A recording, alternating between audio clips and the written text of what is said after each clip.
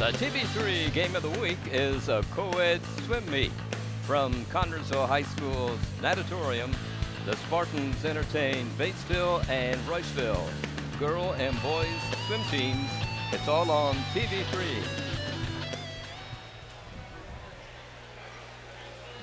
From Spartan Natatorium on the campus of Connersville Senior High School, welcome to a co-ed swim meet as the Spartan boys and girls swim teams meet swimmers from Batesville and Rushville, home of the Bulldogs and the Lions, Reds, the Lions respectively. Hi everybody, Ron Riley and Fran Schummel with you, and right now we pause for the playing of the national anthem.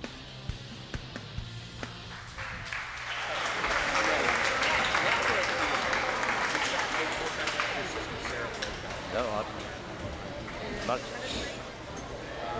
Oh. Okay, and Ron Whiteley along with Fran Schummel, as I said, and we're joined by a graduate of Connersville Senior High School in 2014, a young guy by the name of Corey Ruffin. Corey, welcome. Thank you. Happy to have you here on 2v3, and you're going to be our commentator for the diving portion of tonight's meet. I understand that you, when you were in high school, you were in this pool a little bit. I was in this pool. I started out as a diver, and then they wrapped me into swimming as well. Okay, and like 1 year, 2 year, 3 year, 4 year? I did 4 years of diving and 3 years of swimming. That's great. That's great. Gordon, before you got to senior high school, did you swim for the middle school? I did not. Okay. I never had any thought of it. Okay. Well, I'm sure you enjoyed it if you did it for 4 years. It was a good experience. Is it true you guys practice early in the morning? It is, and after school. Well, what is early? About 5:30. Jeez. Well, that's great. How long do you practice when you get here at 5:30 in the morning? 5:30. You practice for about an hour and a half. Okay, before the academic day begins for Yep. you. That's great. That's great. That's wonderful. That's real dedication, Corey, when you do that. Do you do it 5 days a week, 4, 3? It's normally 5 days a week. Really? Okay, what's going on right now, Corey? Right now, Jennifer Geis is about to perform the forward dive with half twist in the straight position. She's a CHSer, right? Yes, she is. Okay. Is there a difficulty number on this, Corey? You have to bring us up to date on. The difficulty is 1.8. What's that mean? It means that it's hard to do. It's more harder. Yes. Okay. We wish her good luck as the opening dive of this meet is about to get underway here.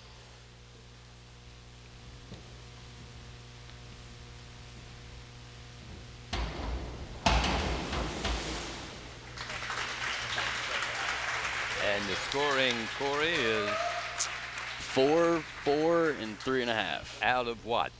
Out of 10. Okay, thank you. Next up would be Abby Thoman, performing a forward somersault half twist in the free position, so she can be in any position she'd like. and this is a difficulty of? Difficulty of 1.7. Okay. I think that would sound more difficult than the other one. I think it'd be a higher number. I would think so, Ron.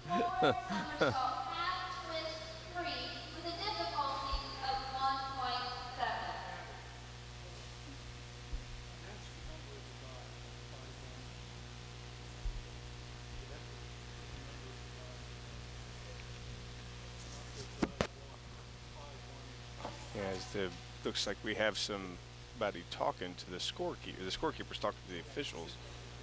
Not sure exactly what's going on. No, I don't know either. We're out of his hearing range, so I'm not certain why he had some instructions for them, apparently. Yeah.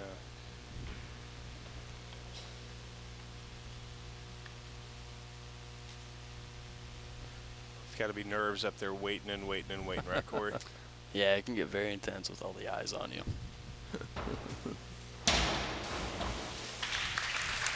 Like a nice ride.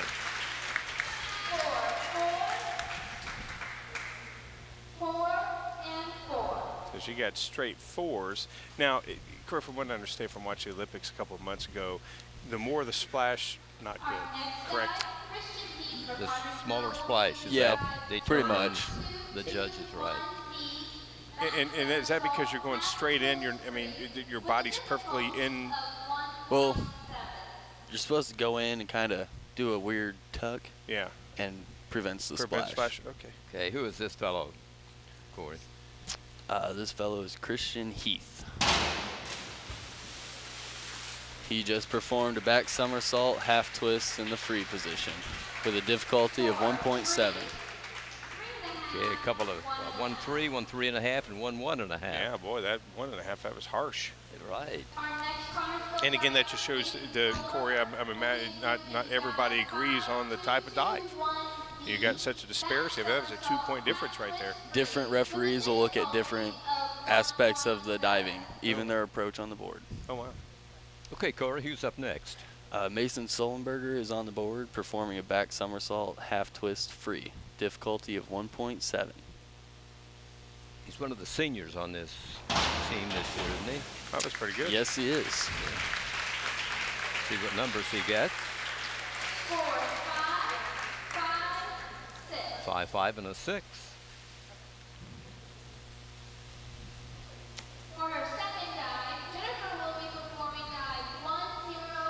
Corey, this is the opening meet for the boys, isn't it? Or did they no? They opened last night, I believe, against Centerville. Divers opened up last night. Okay. Yes. Okay. How'd they do? Do you have any results? Mason Sullenberger took first place. Oh, excellent! Boy, we just saw, and we just saw somebody. And just saw Jennifer Geis do a forward dive in the tuck position with difficulty of 1.2. 4-4 and a 3.5 was scoring from the 3 judges.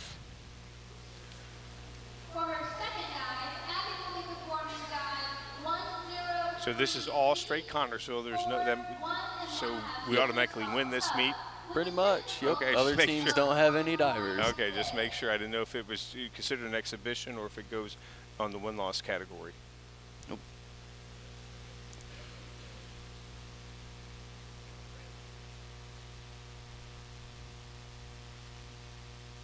That's unusual, Ron, that the opposing team doesn't have any divers.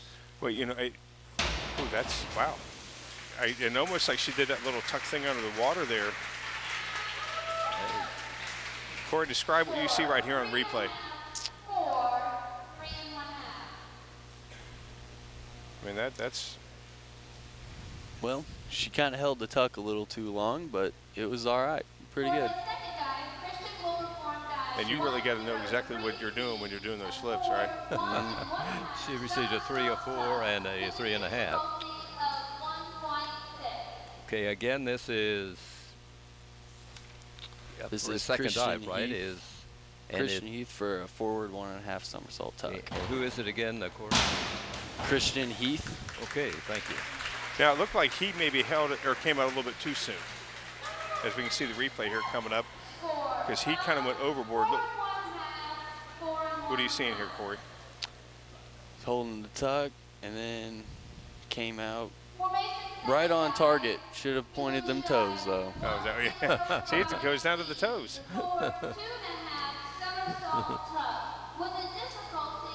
So diving is not divided between boys and girls. It's co-ed, correct? The diving meets? Counts as a boys team and a girls team. Okay, all right. This is Mason Sullenberger. Wow. Didn't get straightened out in time to As you see right here coming up, Corey, what's happening? He's coming up. He's leaning forward a little bit. And then came out of it just barely too early. Didn't get straightened out early enough, soon enough, did he? Yeah, I mean, hitting that water on your belly, on your back, on your legs, I mean, that hurts. I imagine it stings a little bit. Yeah. Okay, this is Jennifer Geis again for her 3rd dive. And how many dives will each one do, Corey? Each diver will be performing 6 dives. 6? Okay.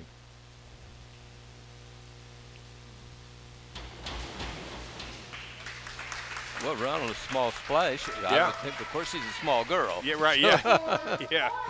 Think, 4, a 5, and a 4.5. So Yeah, not bad. Her score. Now, Corey, again, they go by the degree difficulty as well. If the higher the degree, you may score a 5 compared to a 1.3 score 5, but is the higher degree of difficulty give you more weight? Well, they take the level of difficulty and they take your scores and they multiply 'em. Oh, okay. It's this young lady again, Corey. You'll have to tell us here because. This lady is Abby Thoman. Okay, thanks. And she will be doing. Back dive and straight.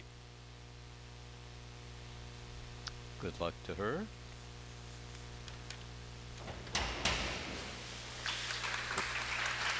Now her feet didn't stay together. Yeah, I thought. She got 5, 5, and a 5. So. Now, is that the problem with why she didn't maybe score bigger because of her feet kind of doing the scissors at the end, didn't stay straight? Yes, that can definitely have an effect on the scoring. Corey, going back when you were on the team, what was your best score? Did you ever hit a 10? I've never. I never saw a 10. Ooh. To me, that looked good, Ron. I don't know what the judges think. But Yeah, you know, as long as he didn't crack on his head, he looked fine. But again, the splash at the end that went outwards. Corey, watch this right here. What happened? Did he go over too much? Yes, he did. yeah, you got a 4, a 4.5, and a 5. On base, it's a 2-1-2 difficulty. What's this dive, Corey? This is a back double somersault in tuck. Level difficulty is a 2.3. Mason Seldenberger. Ron, we remember him from football. Yeah, one of their defensive standouts. And receiver. very nice. And Yeah. from the boy-girl dance in basketball. Yeah, remember yeah, when he did that flip the over leap, everyone. right? Yeah, Superman. At the end. Oh, You know, got 6 and a 5. I noticed with him, he does the most difficult dives.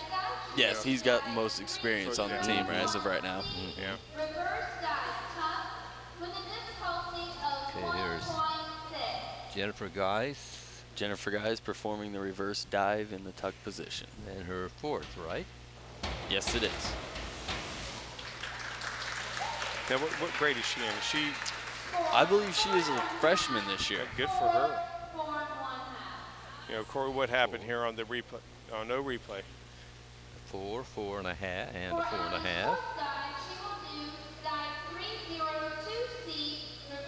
Now, do they work with any gymnast? I mean, obviously, it's a little bit different because you can land on your head here compared to gymnasts where they land on their feet. But do they work with any gymnast? They do not work with any gymnasts, but we have had gymnasts come in to help with it. Oh, okay.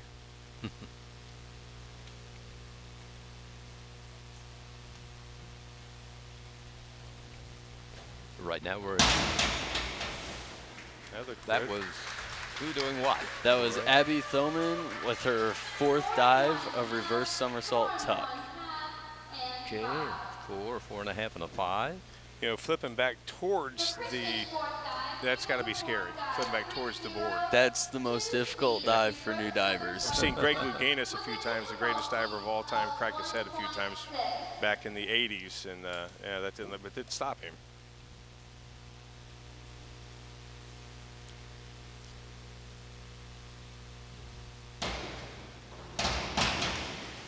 That's Oh, a good very dive. nice. Was that Christian Heath? That was Christian Heath with his 4th dive of reverse somersault tuck.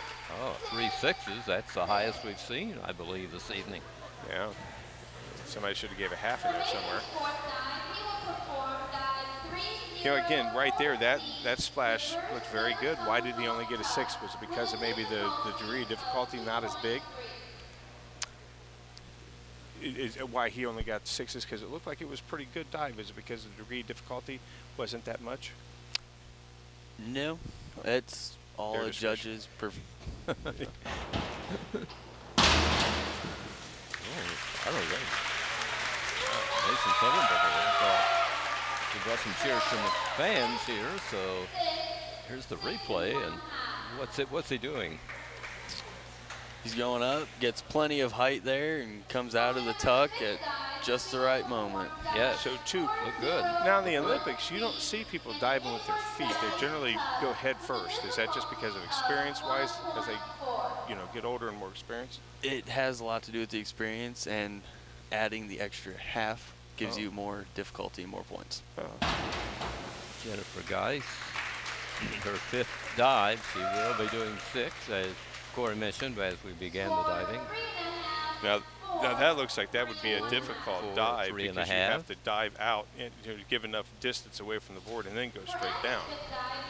Yep, that's a dive that freaks out other divers it because would they me see too. the board. Right. It would me too. This Corey is Abby Thoman with her 5th dive of an inward dive and pike.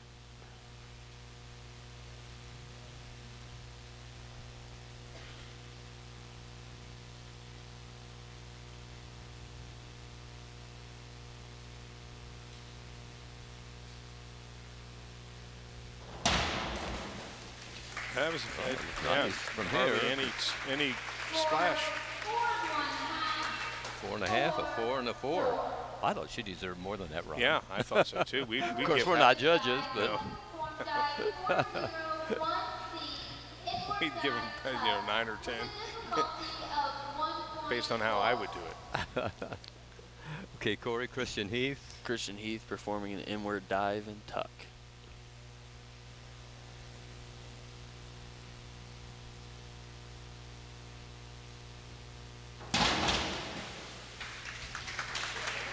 Let's see what the judges think about that one. A 4 and a half, I see, a 4. And the last judge, a 3 and a half. Wow. Now, how deep is that? Because I see them that he went down to the bottom. How deep? About 8 foot? 12 feet. Oh, 12 feet.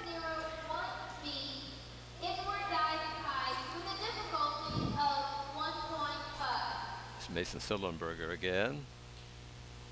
Performing an inward dive and pike. Difficulty of 1.5.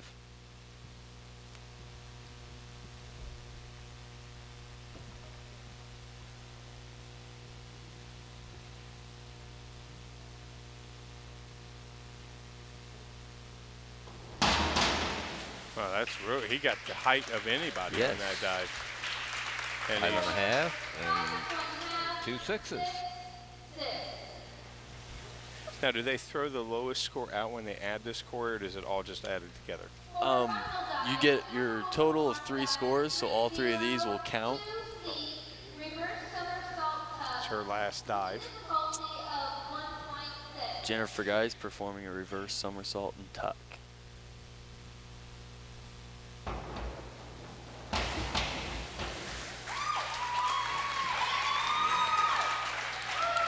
And the judges are 3 5s.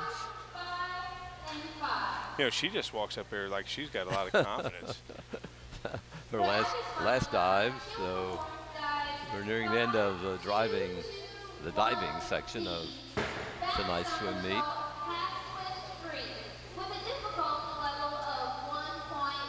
What will this dive be, Corey? Abby Thoman with her 6th dive performing a back somersault, half twist in the free position. Sounds difficult, Ron. It does. It should be a 10 difficulty. Difficulty of 1.7. Okay, we'll see how she does. Good luck to her.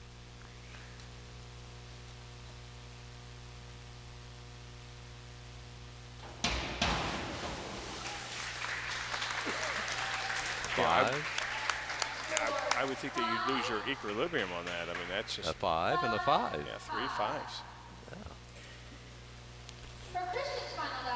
Okay, is this the final dive for Christian Heath? This is the final dive for Christian Heath. Okay. Back 1.5 somersault in tuck.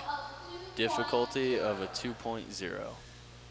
So 1.5, he should land on his head. Yep.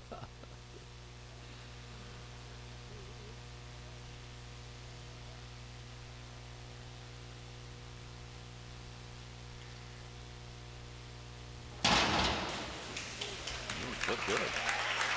Look how you got twisted up with his legs right there. What may have happened on that? That could have See been the his replay. feet slipping when he left the board. 4.5, a 4.5, and a 3.5. Looked like he lost his grip on his knees as he was rotating. Yeah, yeah.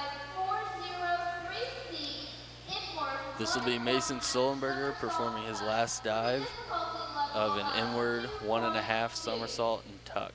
Difficulty of 2.2. Okay, we'll see how Mason does here on this dive.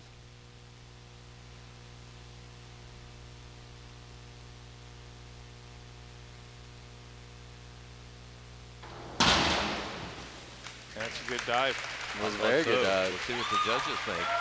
There's a 6 and a 5 and a 5. There's always that one judge. That guy in the white's that one judge. That sort of completes the diving portion of tonight's swim meet.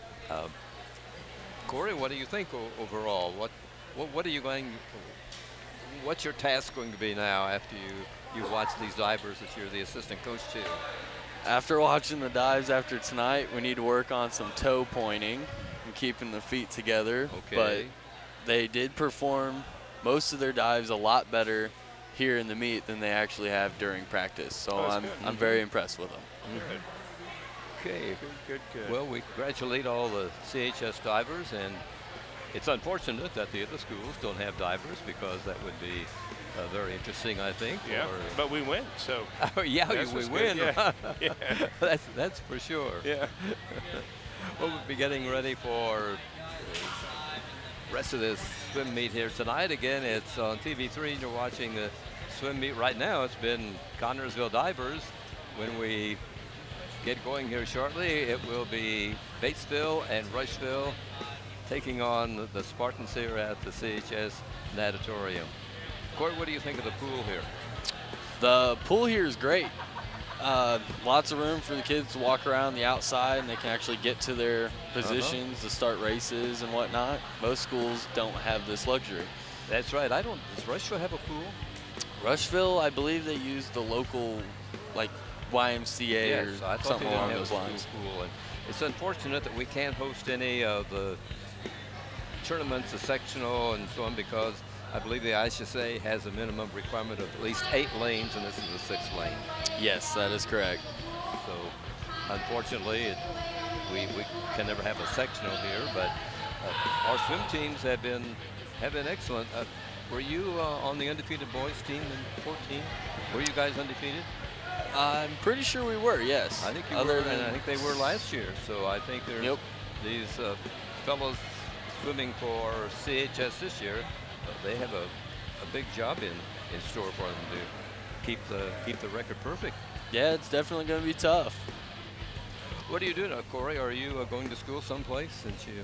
I'm currently working here in town at Wazetta making cabinets, and then I'm also in the National Guard. Good for you. Great enough. Good enough. For you. Thank you very much. Yeah. Well, Corey, it's been a pleasure to have you join us here tonight. A 2014 graduate of CHS who was on the swim team. He was here for helping Ron and me with the diving portion of tonight's swim meet. And again, we want to thank you very much, and good luck. All right, thank you. It's been a Corey. pleasure. Thank you, Corey. Okay, that wraps up the first part of tonight's meet here at CHS, and it will be, again, Rushville and Batesville visiting the Spartans in a swim meet that will be coming up shortly, featuring like some 24 events. Ron, by the time we get through all the medleys and everything that they call them, so it should be an interesting night here at the CHS Natatorium. Yes, it should be a very interesting night tonight, and you know, again, we only do this a couple of times, or only once a year, and I love it. It's always fun. Get on out here and support these kids. They're all gracious and support of each other, and it's a fun atmosphere. Yeah, these youngsters to get up and come out here at before 6 o'clock in the morning. Oh, that's crazy. That's unbelievable. They do that. And that's quite a chore. And we are going to take a break here on TV3, and we'll be back with the beginning of the remainder of this swim meet in just a very short time. Thanks for watching TV3, everybody, and the swim meet from CHS.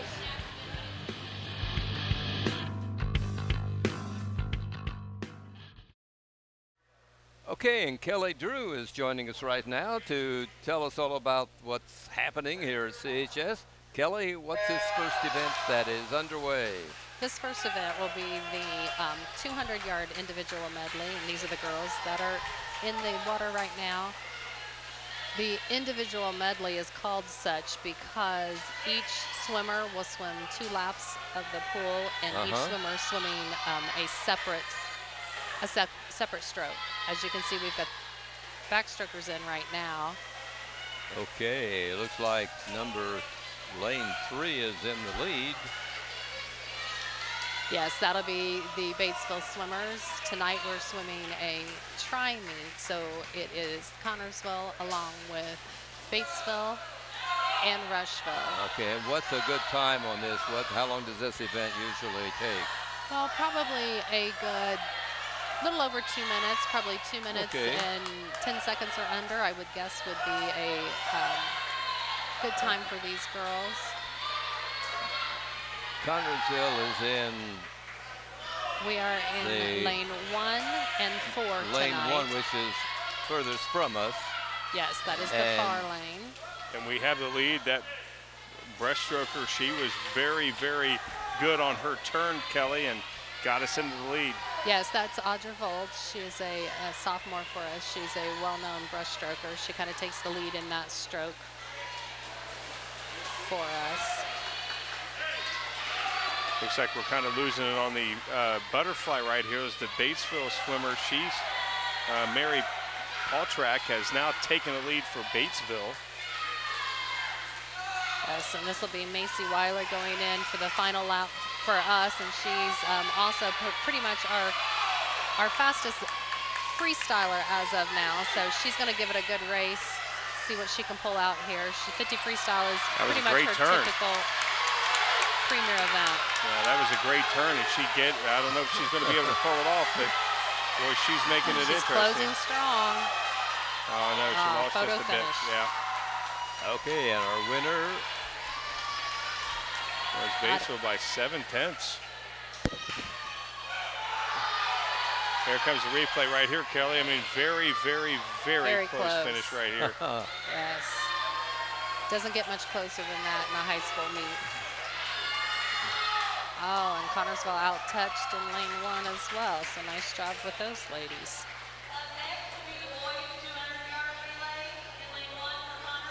Now it's the boys' 200-yard relay. Yes, this again will be the medley relay. Tonight you'll be seeing the boys basically mirror exactly what you see the girls do. The boys are going to repeat. So we swim this as a co-ed meet, but co-ed meaning that the girls compete against the girls and the boys compete against the boys, and then we combine the scores at the end. Oh, okay. So who will be swimming for CHS now?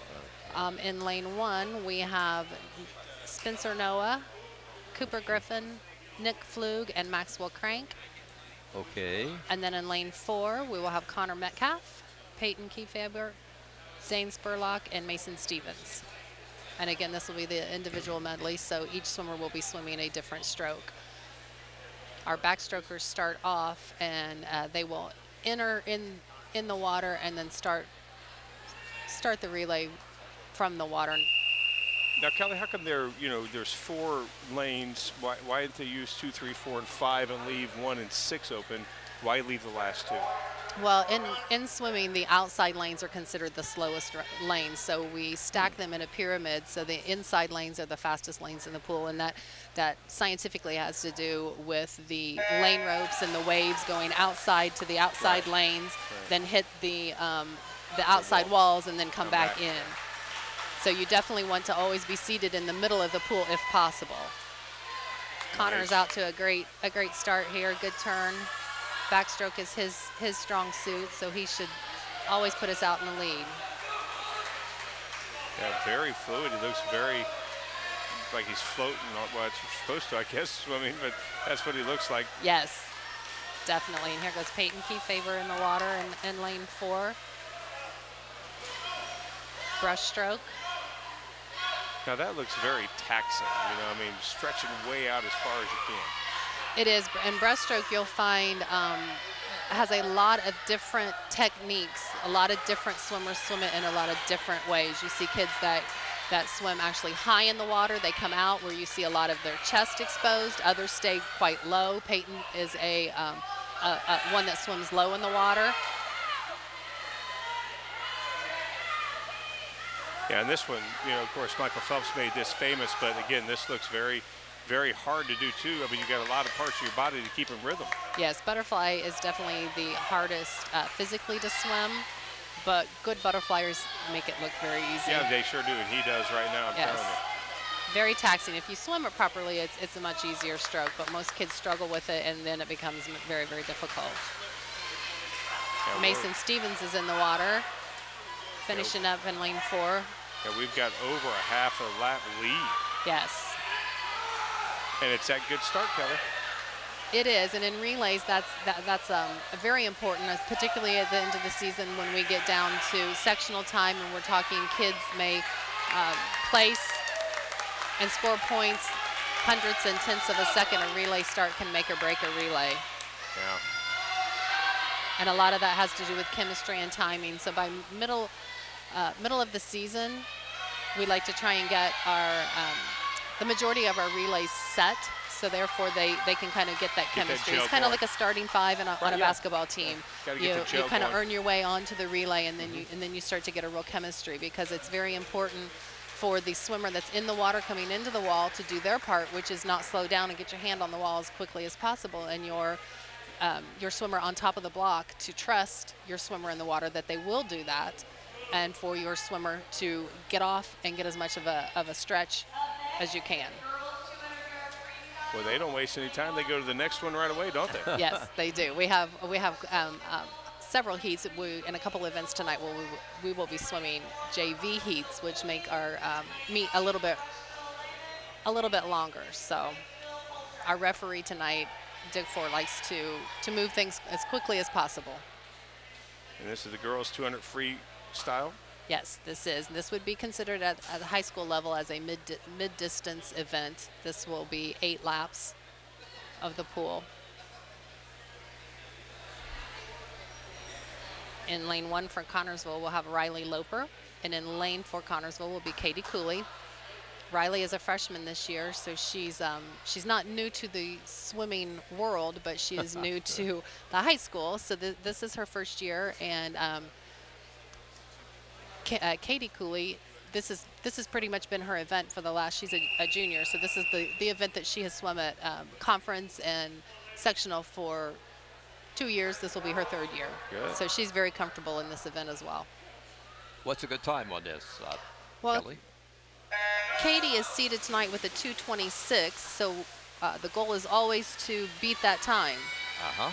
And you see to her right, Mary Paultrack from Batesville, seated number 1, 2:23. So there's a 3-second difference. Yes. The Connersville 1 and 4 are the lanes to watch for Spartan fans. You know, obviously, in the Olympics, it's 50 yards down, so it's a different set of pace. Again, still 200 yards, but does it make a difference being only 25 for each lap? It does, and actually at the high school level, we swim yards, and at international, they're meters. So Okay, that so is that is a little bit of measurement difference okay. as well. But you are right, they swim a 50 meters, so Meter. it is twice as much. So there is definitely a conversion because you're lacking flip turns, which give you speed. Right, okay, right. So it's not comparing apples to apples. Right. Mary Poltrack is in the lead. Right now she's in lane 3. Connersville's Riley Loper is close behind. Riley's doing a nice job. She tends to be a little bit more of a sprinter. The 50 and the 100 is a little bit more in her comfort zone, so she's learning to swim this event Pace as well. herself.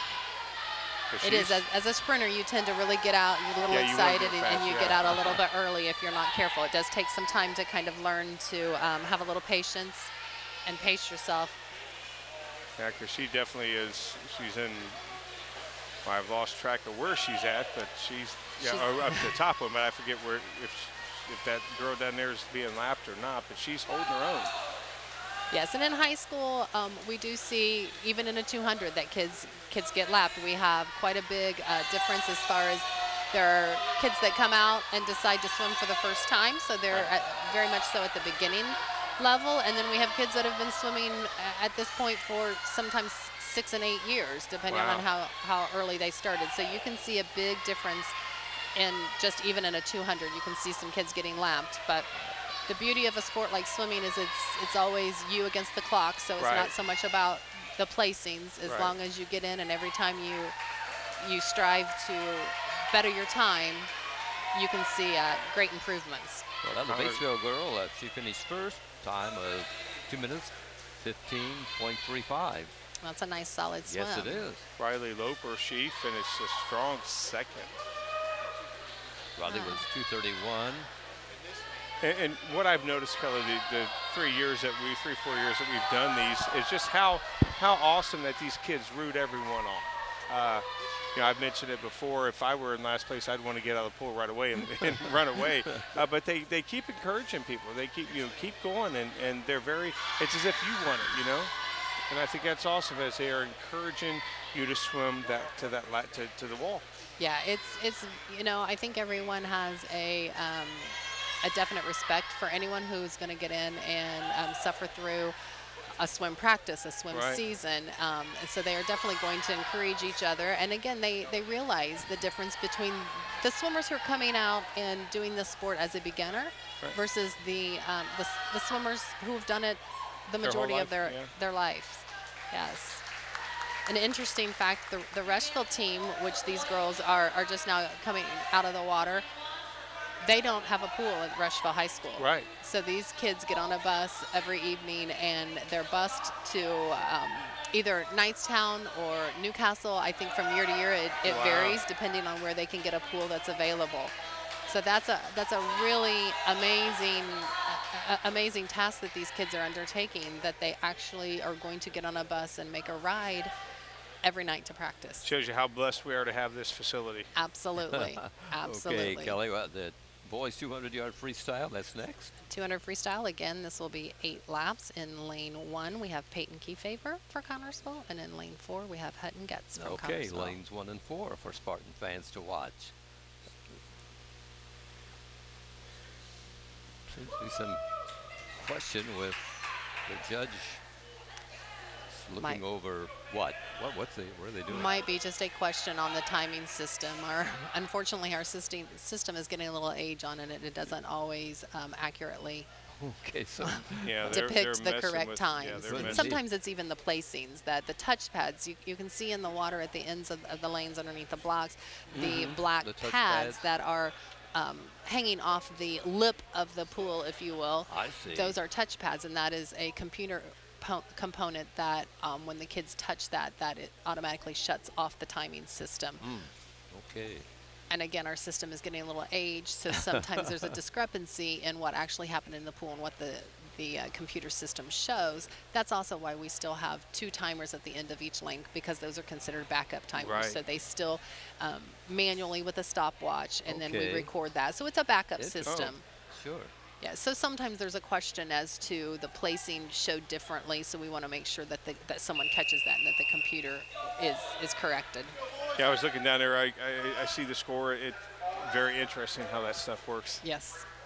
Okay, the guys up on the starting block, and we are steady to go for the 200-yard freestyle. Again, Connersville in lane 1 and 4. 1 and 4 for the Spartans again. Peyton Kefever in 1. Hutton Getz in 4. In lane 4. Yeah, it looks like Peyton doesn't have a time, neither does lane 5 or 6, Rushville and Batesville. They don't have times, but right now it looks like our guy. Peyton's in the lead. Peyton in lane 1. Yeah. Peyton has always been a breaststroker, and as of late, the last couple of years, he's tended to lean a little bit more towards the mid to the distance events. He started swimming the 500 in the last year or so and has found himself a little home there. He dropped significant time at sectional last year, and that was really fun to see. So I think he's playing around a little bit with these middle distance to see how that goes for him. Both the Spartans doing well.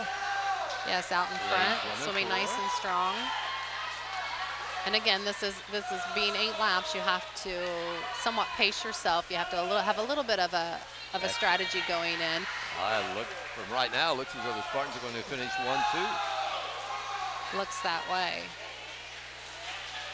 Again, looking at the times that are listed, you know, Hutton Getz has, you know, the clear lead, but Peyton does not have a time, and I'm sure he'll establish very good time once he gets that time. Yes, and that usually stems from just the fact that it's early in the season. This is the boys' first meet, Right. so some of these times are from last year's meets.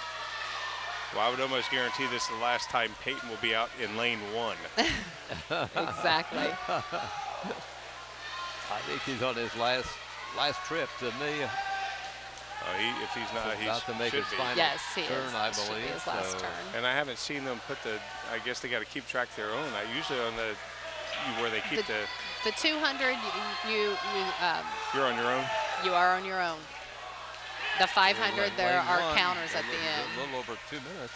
That's a great time from Peyton, about a 2:12, 2:11. That's a really nice time for Peyton this time of year, this early in the year, opening night, and he's And going at here's Hunter 2:11. Getz about the touch. Yeah, that's Under. about, yeah, 100, 220. 220, That's Yeah, right, the that's- 219. That's right on his seed time. Yeah. Again, another nice time. These boys and these girls are starting to really feel the crunch of the season starting to really kind of kick in and starting to Get tired, as you say. very much so. Very much so. They Nice. three days a week they have practice starting at 5:45 in the morning, so that wears on you. And can't you talk to the coach about getting an earlier time? 9 seconds separating first place and second place. Boy, in swimming, seconds count, right, Yeah. Kelly? Oh, I mean, seconds, a second. 100ths of seconds, thousandths of seconds. Yes, how about that? You know, Okay. now that your daughters, Kelly, are in college swimming very successfully, you don't have to ludge them around at 5:45 in the morning for practice anymore, do you? No, I do not. I do have to say, as a swim parent, there is quite joy when those kids get their driver's license. Yes, I bet there is. They're both doing well. Xavier, Cincinnati, right? Yes, thank I you. know They they're are. You and Darryl, who is the head coach of the CHS swim team, you guys are very proud of you. We are very proud. They're doing well, and good students and good swimmers, and they're enjoying their time, and that's more than anything the most important part of Got it. the replay coming up for the first place as Peyton. I mean, again, you know, no one else in sight. Yeah, he's doing. Yeah. And if you'll notice, when they finish in the freestyle in particular, they're taught for the most part they need to, when you get to the flags, you put your head in the water, no more breathing, and you barrel into the finish, because as we said, tenths and 100ths count. Absolutely. Yes. Okay, what's the Yes. next event? The next event will be the girls' 200-yard individual medley. Okay. This differs from the 200-yard medley relay in the sense that now we have one swimmer swimming all 4 strokes. Okay, and Connersville will be represented by Carly Templeton in 1 and Audra Votes in 4, right? Yes. Okay. Lanes 1 and 4 for the Spartan fans to watch.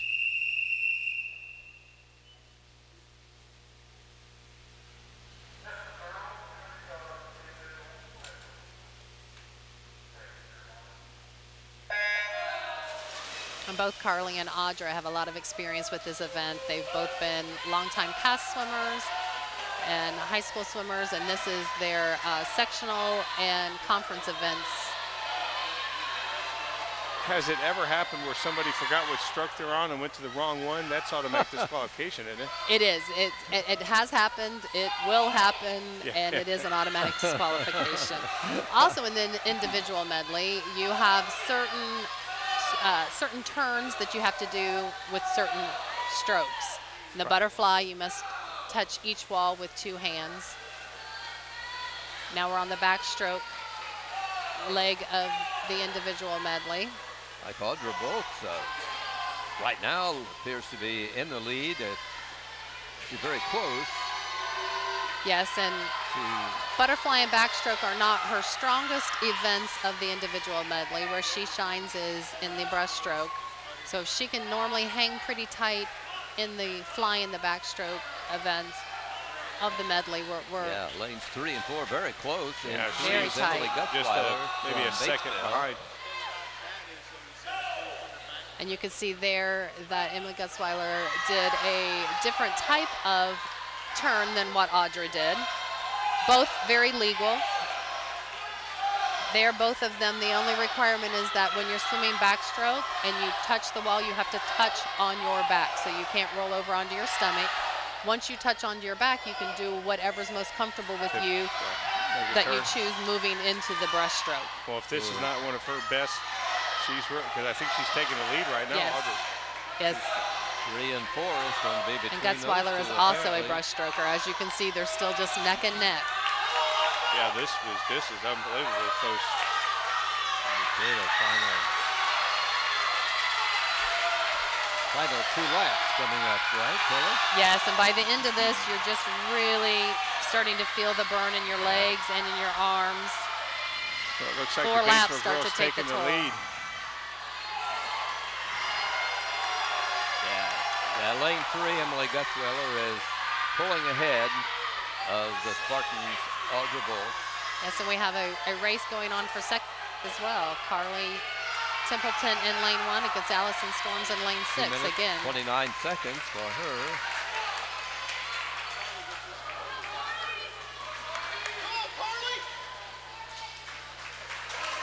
So we got second and third in that as the first and second place finishers are talking it up Less like than that. 5 seconds separating them, Ryan. Yeah, and it's not, the score is tabulated on not the time necessarily, but the place of finish, correct? Correct. Okay. Yeah, let's see this finish, Kelly, here on replay. That's a close And finish. again, let's see their heads are down. See how Emily just stretches for the wall, keeping her head in the water, charging in. Audra sneaks a little breath there, but you just never want to finish with your head up, taking a breath. Yeah, it just takes too much time. It does. It does. It's what we call drag in swimming. Any excess drag slows you down. Yeah. Okay, boys will try the 200-yard individual medley now. CHS, James Smith in 1, Connor Metcalf in 4. Yeah, Metcalf, excellent time of 2:17. But Smith in lane 1 and Joe Chow in 6 do not have a time. Lanes 1 and 4 again are the Spartan swimmers. Connor should be very comfortable in this event. Again, he has swum this for several years, and he's very strong in all 4 events. James Smith out in lane 1 is new to the sport. This is his 2nd year, I believe, possibly 3rd year, and so just the fact that he could swim all 4 strokes is pretty impressive, and he's really looks nice and strong over there. Number 4 of Connorsville is in the lead. It's Connor Metcalf, and now he's switching to backstroke, which is his strongest event. You should see him open up here against the field. Yeah, it would seem like when you do the backstroke, it would be very easy to where your feet go down more on it takes a lot of practice to keep it up. Yes, it's about positioning. Anything that you do in swimming, you clearly want to be on top of the water, and that has to do with head positioning, arm positioning, hip positioning, kick. If you keep your kick up, then your body stays up on top of the water. Yeah, an interesting twist right there as Connor did a backflip, which almost could seem dangerous because you could slip your foot off the wall. You can, and and sometimes that happens with touch pads if they're not secured extremely well, and your hand is placed low enough, you can lift that pad a little bit, wow. and there is some slipping. Connor Metcalf is a senior here at CHS. Really opened up the lead on lane number 2, Eric Gradesco. Yes, Connor started out his swimming career as a breaststroker, so even though he's molded himself into a backstroker, he's pretty strong in the breaststroke leg as well, so he will just continue to pull away. James Smith, the other Spartan in the water, is a junior. And he started, interestingly enough, he started in the sport as a diver. And we had so many divers that we threw him in the water, and he's done extremely well. Good for him. He keeps coming back for more. Kind of like what we talked about with Corey when Corey was doing diving. It sounded like the same thing. Yes. Yeah. And poor James, I think there was a couple meets possibly in a row that Daryl just looked at him and shook his head and said, "James, you got the 500 again." and James, being the great attitude, just said, "Okay." Yeah, why not? Yeah, he's swimming. Kids love swimming. Yeah. Have fun. He just did it. He's a really great kid, positive attitude. Couldn't ask for anything any better. Yeah, and I love that. Again, he's going to finish in last place, but you would never know it with the way his teammates were over there rooting him on. That's again, you're going against your personal time, and you want to help your team, and good for him. Yeah, very definitely most comfortable in the freestyle here, finishing up. Good for James. Yes. It becomes somewhat of an accomplishment just to finish an IM and not get disqualified. Yeah. We start there and build upwards. Yeah, right. Yes, absolutely. Yeah, here's the finish right here. Again, no one in sight. You see the Smith over there still doing the breaststroke. Yeah. But very nice, strong swim on all 4 legs. Yes, he's very solid in all 4. There's the 50 yards freestyle. For the girls, with Brooklyn Gabbard in lane 1 and Angela Gay in lane 4 for CHS. And we will be seeing 3 heats of the girls and 3 heats of the boys. Now, why are there X by the speed time on our score sheet here, Kelly? Heat 1 and Heat 2, which will be the first 2 groups of swimmers, and both the boys and the girls will be considered a JV heat. Okay.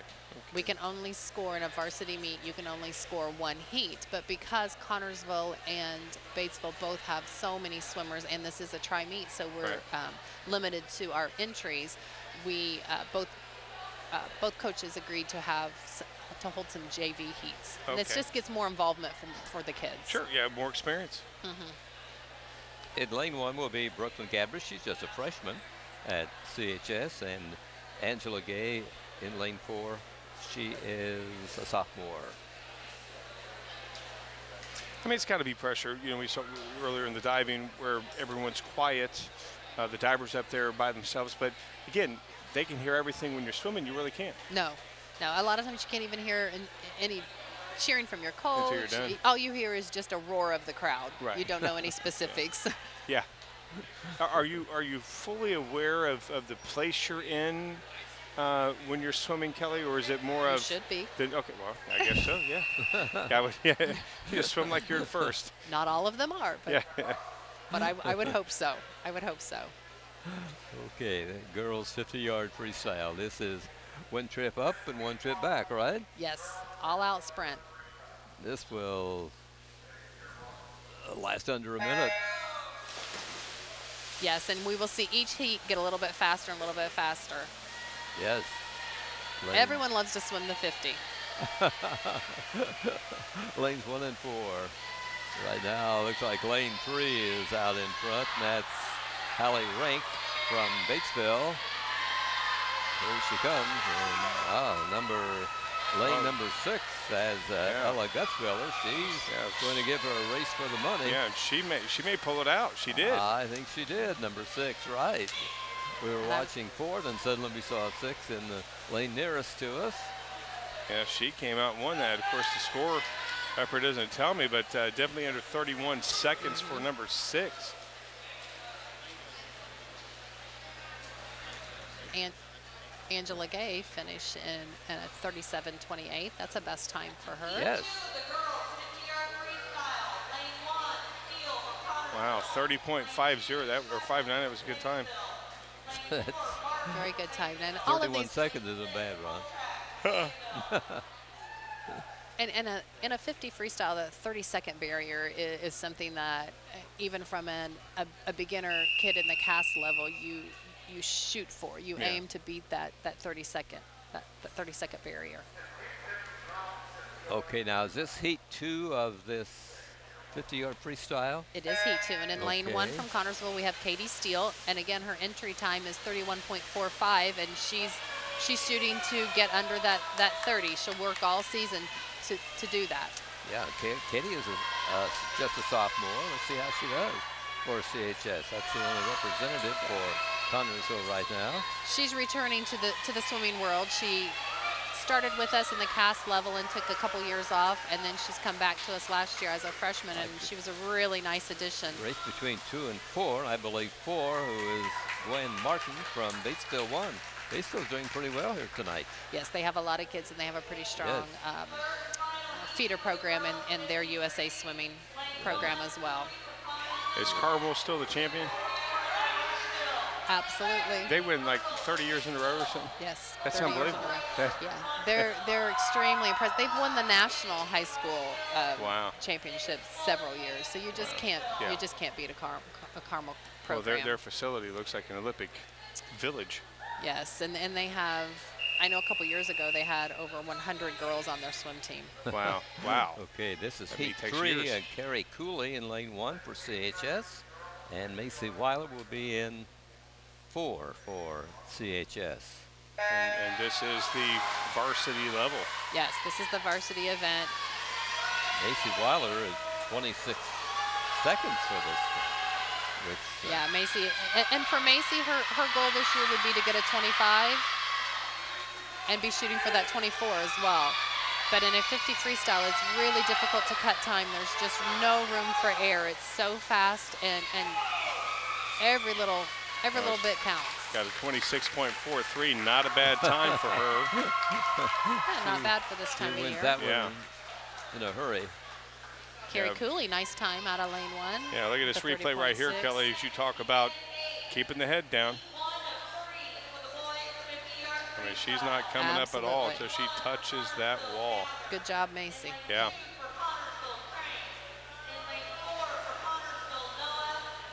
Well, this is all Connorsville right here. Right, and the This boys' first heat. 50-yard freestyle Yes. will be Connorsville with swimmers in lanes 1, 2, 4, and 5. Kyle Downard, Oh, no, we're all of them. Maxwell Crank will be Yeah. Kyle Downard in 1, Maxwell Crank in 2, Spencer Noah in 4, and Ethan Jennings in 5. I see what you're saying. There was no 3. Mm-hmm. Yeah, there was no 3 on that. I'm going to guess originally there was a probably a Batesville or a Rushville entry in Yeah, that pulled out. lane and then pulled. I would still be racing the 100 10 minutes ago. So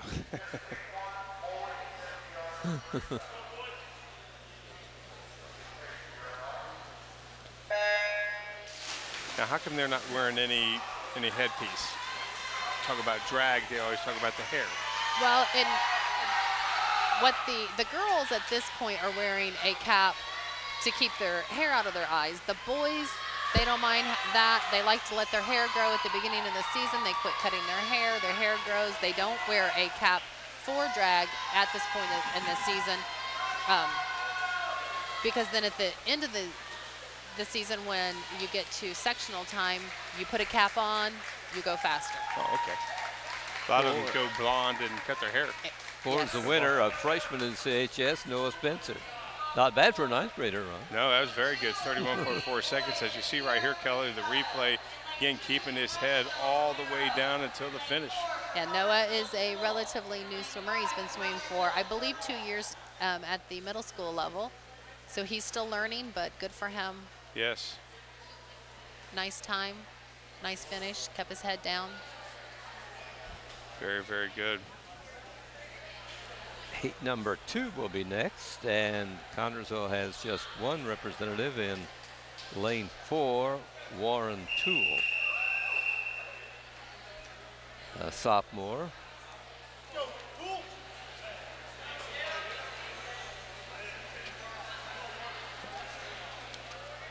Well, I'm not sure if they have the guy one unless I don't see anybody on or I'm sorry, we only have 2 guys up there. I don't see. Right now, only 2. The Yeah, That's what program guy lists number 3, 5. but They're asking for the other swimmer. He must Yeah, he not going to swim. Yep.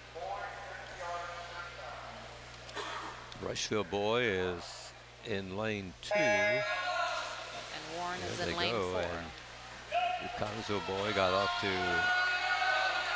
a better start than the young man from Rushville. We'll see Yeah, how Warren does. Well, he's Let's got a go. nice little form. Yes, Right. nice He's halfway speed. finished and A good flip turn. on his way back. I believe Warren is also a new swimmer this year. So to see him have a start and have a flip turn is really great. Nice time. Very good time. 33.6. Yeah, a very, very good time. So Connersville will be winning that one. And there will be a 3rd heat coming up here. CHS will have a couple of representatives in it. Good finish right here, Kelly. That's very nice form technique from the Connersville guy right there. That was very, very good for being, what, a freshman, you said? And he's a new swimmer. I know Yeah. that. He's new He's to a the sophomore. sport. Sophomore. Yeah, he did not swim last year, so he's new to the sport. Okay, Justin Kidd will be representing the Spartans. He's another freshman. He'll be in lane 1. And in lane 4 will be Zane Spurlock for Connersville. Zane is a junior. Zane should be fun to watch in this.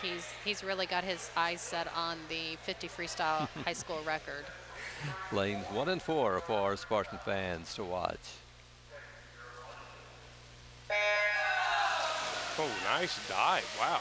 You can see already just when he Yeah. breaks that- out of the water, he's Yeah. a body length ahead. Watch how fast he gets in and out of the Nice turn. Wow. Here comes number 4, and I think Zane Spurlock has this one pretty well under Yeah, control. he definitely has it under control. I don't think he took a breath the last 20 yards. That was amazing. 22 seconds. Thought it may be a little bit shorter time, but that was incredible. It was very good. That's right around where he was last year, Kelly. Yeah, and I know Zane well enough that he's looking for a much faster time. Oh, But I'd imagine. first meet of the year, I'm sure he's pretty pleased with the 22.5. Oh, I would be pleased. Justin all right. Kidd out of lane 1, finishing with a 28.26 for 4th place. That's a very nice time for Yes. him. Yeah, just by his dive, that was a beautiful dive, and he skimmed the water. He didn't go too far in. I mean, that was perfect. Yeah, Zane's been working on that for a long time. Like he got springs in his legs.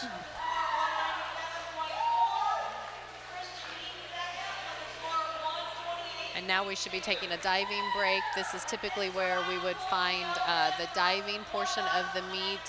Here at CHS, we like to do the diving at the beginning, so this is where we normally take a 10 to 15 minute diving break. Allow the kids to kind of regroup, get a little rest, and then we go for the second half.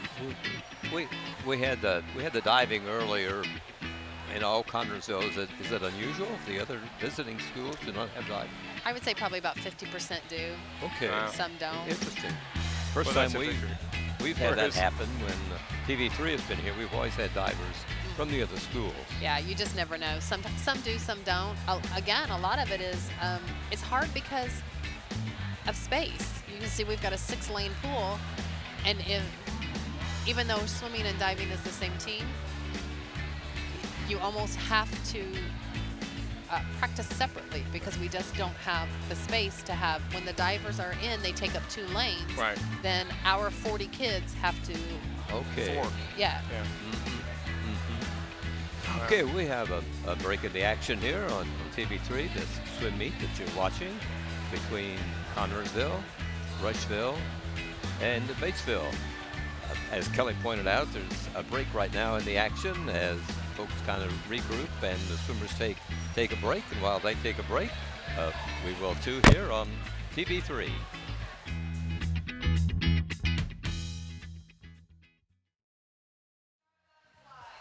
Back with the second half of tonight's swim meet at Rushville and Batesville visiting the CHS Natatorium here on TV3. Kelly Drew, Ron Wiley, Fran Schummel with you, and we're happy to have you join us here on this swim event at CHS. Kelly, what are we getting ready for? This will be the girls' 100-yard butterfly. Okay, and representing CHS will be? In lane 1, we have Maddie Powell, and in lane 4 will be Maria Wells. Okay.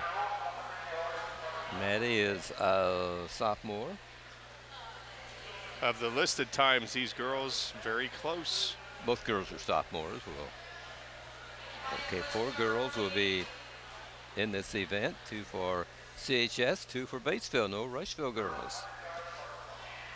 Butterfly seems to be one of the more difficult events, and with Rushville being such a young team and not having more experienced swimmers, that doesn't surprise me that they would elect to not enter anyone in the 100 butterfly. Well, again, you talked about the physicalness of the 100 butterfly. I mean, that's just, you know, or of the butterfly stroke itself. Is there a way to, because it looks like you have to be in sync, that you can only go one speed on the butterfly. It seems that way. It is, and it's very much about timing. It's the butterfly stroke, if you do it properly, has 2 kicks, and if you watch the timing, they kind of kick when their hands enter the water and they kick when their hands exit the water. Also, it's about timing where they're taking their breath. If you take your breath in the wrong portion of your stroke, it's much more difficult to make it a fluid stroke. You're making it more difficult on yourself because, again, as we talked earlier, the head is up and the rear end or the hips are lowered if you breathe in the wrong spot. Than the other strokes, right? Correct, but you don't want it to be that way. You want to stay on top of the water. So if you breathe in the correct spot of the stroke, then your hips will stay a little bit higher and it makes it a little bit easier to swim. Mary Poltrack from Batesville is the winner. Time of 1 minute, 8.6 seconds. That's a pretty strong time, again, for this time of the year. We're not expecting strong swims early. Well, she's on the list here at 1:17, so that's quite a time drop. That's a huge time drop. Okay, the boys 100-yard butterfly is coming up. Connersville has 2 reps. Ethan Jennings in 1, and in 4, Nick Flug. And the only other swimmer will be from Batesville, and that's Drake Main. He will be in 3. Again, we're going to see that Rushville doesn't have any entries for the same reason in the boys event as would be in the girls event, just the more difficult stroke to swim, so they elect not to enter anyone. Another freshman for the Spartans. That's Jennings, and Flug is a junior.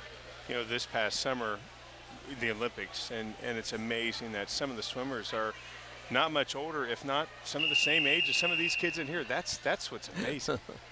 Very, very much so, and I'll tell you, it was really fun for us to see because personally, our daughters are the age that a lot of those Olympians, the young Olympians are, and we at the Olympic trials had quite a large contingency from the state of Indiana represented, and a large number of kids that we know that we've swum with in the club system that came very, very close to making the Olympic team. So we're looking forward to 4 years from now seeing a few more. Wow, that's good. And we did have a couple Olympians from Indiana that did make the team and made quite a splash. Yeah, the breaststroker. Lily King. Lily, yeah. Lily King. Leader is the Batesville boy, and 3, Drake Main. And Lily, I think, is what, an IU? She is from IU. IU had quite a large number. Lily in the breaststroke. Cody Miller was also a breaststroker that he didn't come up through the Indiana system, but he is an IU swimmer. And then Blake Peroni was, he won a gold medal on one of the relays as an alternate. And he is a junior, I believe, at IU also. So he swam in a lot of the same camps as Paxton did, so she knows him quite well. Well, this is coming down to the Flug looks like he has a slight lead. Flug is opening up there towards the end. Look at that strong finish. I believe he touches first. That was nice a great job. come from behind victory for Flug. Kelly, he did not keep his head down like the freestyle. Does that make a difference with the butterfly? In the butterfly, again, with the rhythm, a lot of kids, they like to breathe every other stroke. And here's the finish right here, Kelly. I mean, very, very close. Nip and tuck. Yeah, he just had a little bit more endurance down the line than the Batesville swimmer. Nice, strong finish for Nick. And you can see on the butterfly, the goal is that you want to finish reaching, your arms reaching out as much as possible. You don't want to jam your arms up and kind of finish with bent elbows. Okay, this is the girls' 100-yard freestyle. In lane 1, I believe, is a Spartan, Stevie Meyer, Kelly, and in 5 is Allison Lewis. Allison Lewis, okay. And this is the JV portion of this. Yes, and we will have 3 heats of this tonight, just like in the 50 freestyle. I forget if I've asked you this before, Kelly, but what got your family involved in swimming? Were you a swimmer? I was a swimmer. I swim at a little bit at the club level and the high school level. And did you graduate from here? I did. I did back in we don't want to say. A long time ago. Yeah, you just tell me from here. A couple years ago. Yeah. Okay, the representative, Stevie Meyer, is a sophomore. Allison Lewis is a junior at CHS. Stevie looking pretty strong out there. Allison hanging pretty tight along with Stevie. Now, again, there are some times for these JVs. Again, if you're in lane 1, you don't have a time. As we talked earlier, you're earning your spot to 3 and 4. Exactly. And in tonight's meet, because it is a tri-meet, we're assigned lanes. So Connersville only gets lane 1 and lane 4. So therefore, Connersville's home swim. Yes, Connersville's fastest swimmer should be in lane 4. Lane 4 every time. We're always going to take the middle of the pool to put our fastest swimmer in. Nice finish, as you and see. sometimes we don't know. Oh. We don't know who's going in as the fastest. Other times you do. So sometimes it's just a coin toss. Yeah. Just assign them and let them swim. Like you say, later on in the season, we'll know a little bit more as far as who's kind of earned that spot. Batesville wins that one. Maggie Schweikman with a time of 1 minute, 9.1 seconds. And this will be a Spartan. Grace McCann will be in this event for Connersville, and the other 2 girls are both from Batesville. Grace is a freshman, and she spent a lot of time in our feeder system, the Cast Swim Club. She's looking strong. Very nice stroke. Grace, a freshman. Strong kick. That's always important.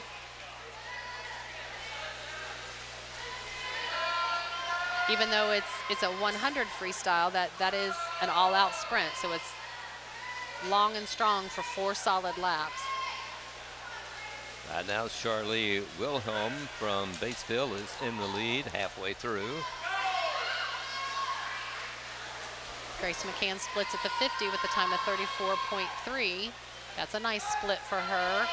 And in swimming, that's kind of that's swimming lingo for every 50 we would track how they did. Like their midway point in a 100 would be the 50, and that's called a split. We track a lot of that, and that's the way kids then, strategize. All 3 are very close, Kelly. Well, she's coming back. Here they come with the final. Now, see, and this is a case where she's very aware of where those kids are, and you need to get your head down and get your hand on the wall she first. Got it. Very, very close. Nice comeback. 1:11:18 to 1:11:38, 1:11:45. So nice. that goes to what we were speaking of earlier. Nice strong finish here, Kelly. She just keeps it down. She keeps trucking to that pad. Yep. Get your hand on the wall first. That's what we preach to these kids. I'm impressed with these freshmen. Yes. Kelly, they're doing great tonight. Yes, very. Daryl's got to be happy. He is. We have a lot of strong numbers, a lot of competitors in this group. Okay. We'll see how it all shakes out in the end. Here is Riley Loper going to represent Connersville in this heat, along with Macy Weiler. Yeah, this is for the points.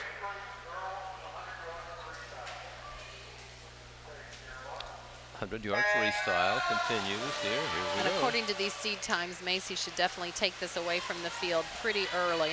Well, yeah, she's the only one under a minute. Lanes 1 and 4, Connersville. And I would think Riley should very definitely be in this mix as well with the Batesville girl Ashley Dalton out of lane 3. Riley should stay right in there with her. And she is. Lane 4, she's Like she has a slight leading the pack right now, halfway through.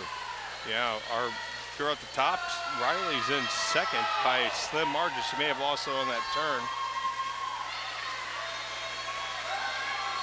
And those are the type of things that really play to your strengths and your weaknesses. You know, if you have a strong turn, you really, really can utilize that in an event like a 100 freestyle where it's just all about speed and strength.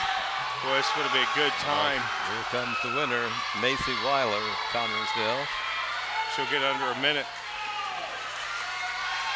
Very good time, and we may, no, we're not. Yeah, Riley gave it a nice run. Yes. 104.97. That's pretty, probably a pretty strong time for her to be The posting. finish on the replay, and Yeah, very nice. And, you know you like when there's nobody, when you finish, there's nobody in the screen. Yeah. a very comfortable lead. Yeah. Okay, boys, 100-yard freestyle is coming up next. Connersville will have representatives in 5 lanes in this one. Kyle Downard in 1, Warren Toole in 2, Spencer Noe in 3, Maxwell Crank in 4, Cooper Griffin in 5. And this got to be good for Darryl to watch all of his kids swim right here and get a good idea of what, you know, what they need to do and who does what. Exactly, and that's one of the really nice bonuses of having some JV heats is just getting some kids some opportunities to get some swims. We have a large number of swimmers on our team this year, and sometimes that's makes it a little difficult to get everyone the number of swims that they need to find out, you know, what they're capable of. Yeah, just like, you know, any sport, you know, you got to prove yourself. And absolutely, and everyone has their strengths. oh yeah, you know, we're looking for what's that second swim. right. We know where you stand out, but we need to know what you can bring us as a second swim. So it is encouraged to have at least one more specialty. Absolutely. You know, we like to see those swimmers that can offer us more than one event, particularly if we don't have a large numbers. You know, a couple years ago, we had really strong swimmers and very few of them. Right. So it was hard to win a meet when we couldn't fill the meet. Right, yeah. 4 of these fellows are sophomores. The freshman is Spencer Noe in lane 3. All the others are 10th graders at CHS. And number 3 is leading right now, the freshman. Yeah, and all of these guys are relatively new to the sport, so they don't have much experience, but look how strong they look. Everyone's handling flip turns, nice long strong strokes, kicks. You can see their feet high in the water. Number 3 has the lead right now as he is the first to make the turn. He's leading the pack. And a 100 is an all-out sprint, but I'll tell you can really feel it. Oh, I bet. 4 laps will really wear on Nice your job. legs. Lane 3, the winner. 1 minute and 11.8 seconds.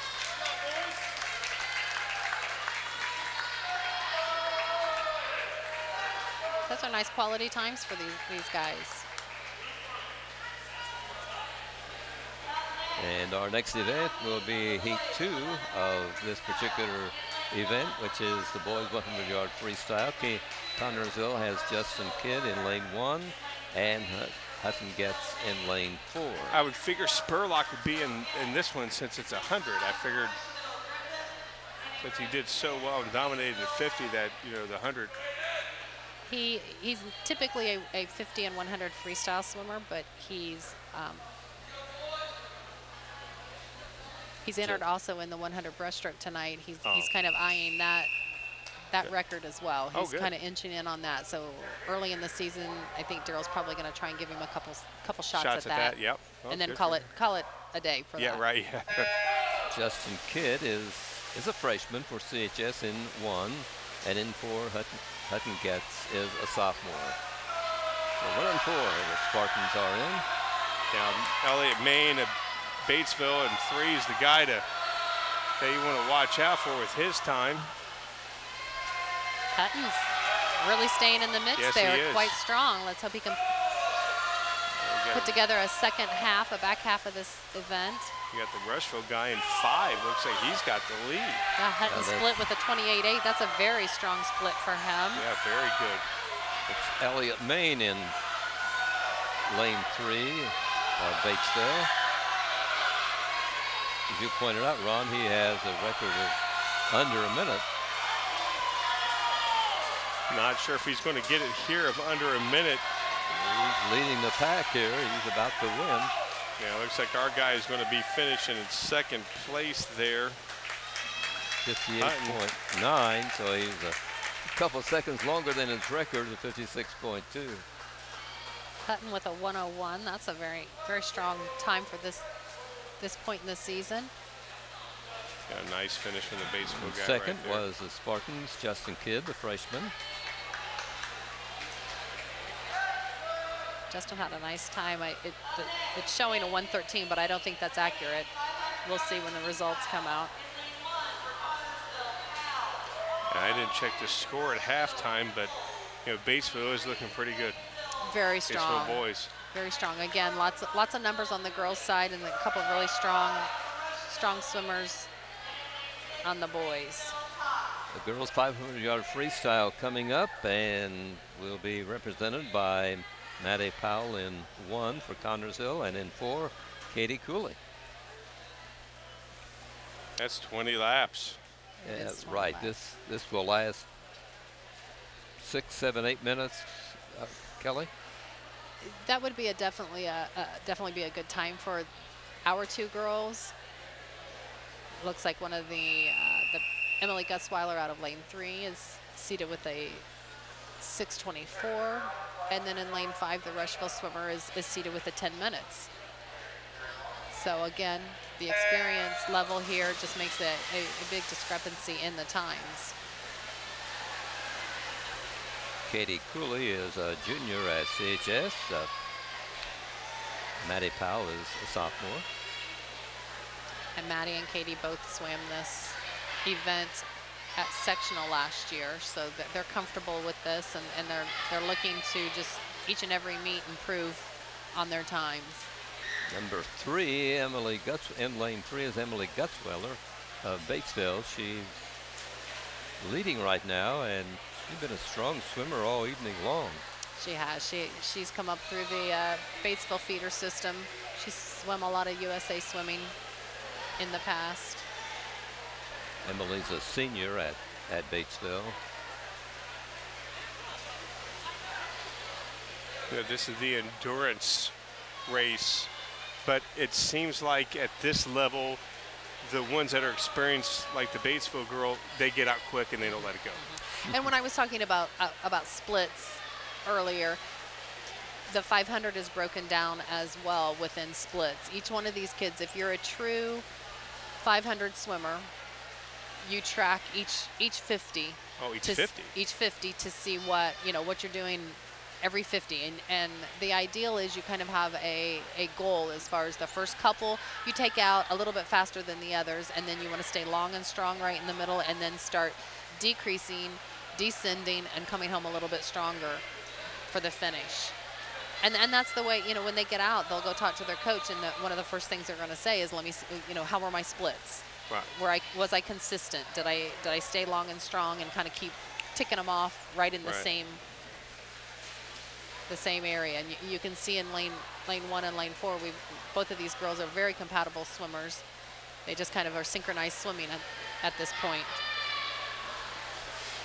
Number 3's out in front, the Batesville girl. She has a time going into this particular meet of 6 minutes and 24.1 seconds. That's an excellent time. I wouldn't even want to guess my time. Yeah, I don't know that I would finish a 500 at this point. What was your event, Kelly? I was a backstroker and freestyler. Any particular length? 100s. I wasn't really a true sprinter. 100 was more in my it wasn't a super sprinter. That's what they call those kids that kind of just stick to the 50 or right, super sprinters. Yeah. I was more of a sprinter in the 100. 200, too long for me. Yeah, right. Yeah. I was pretty limited.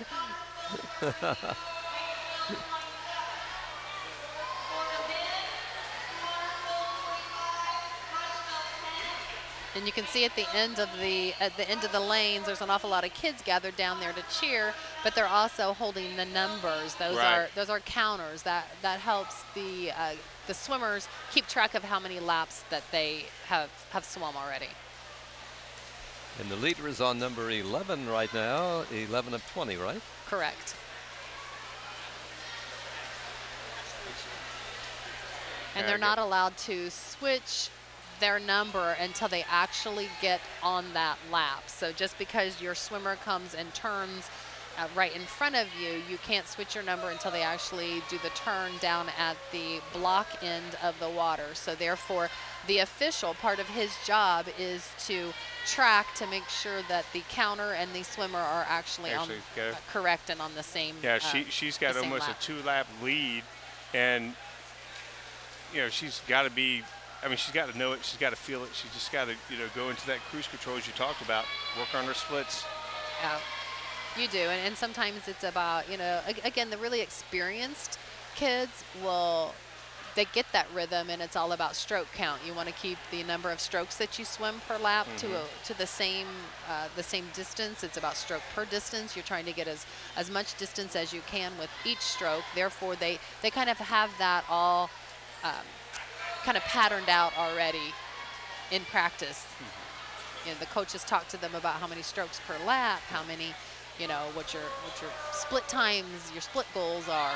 And you could feel how many, you could tell how many strokes. Are you counting your strokes as you're going down? Not necessarily counting, but you just kind of know, you get in that rhythm that you want to stay with the same stroke or distance per stroke, so that therefore you would stay the same stroke count. What about the touch at the wall? You always have to touch with the same hand, or do you feel? No, and if you on freestyle, if you watch, the only time that they actually touch the wall with the hand is at the finish. You don't swim in and touch with your hand and then touch with your feet. See, they never touch. They just flip and then touch with your feet. Okay, so the rule states that you have to touch the wall with some part of your body. Okay. So they actually flip beforehand and touch with their feet only. Then on the finish, it's faster to touch with your hand. Yeah. Well, she's going to have a great time. This Batesville girl, a great time. She'll be under 6 minutes easy. So on her last lap. That's a very good finish time. line. She's finishing strong. Oh, nice she's high finishing feet. very strong. She's got she has quite a bit left. Yeah. Oh yeah. Yeah. There's the 550. That's incredible. It's a good swim. Yeah. That's her time last year was 6:43. So that's almost a minute off at this early in the season. You got to watch that girl. And it's hard to swim a 500 and not be challenged and keep your focus and continue to push yourself. It becomes a real mental game. Yeah.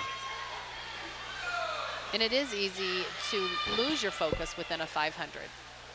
Yeah, I would imagine, especially if you have such a big league like that, is it possible whenever you're,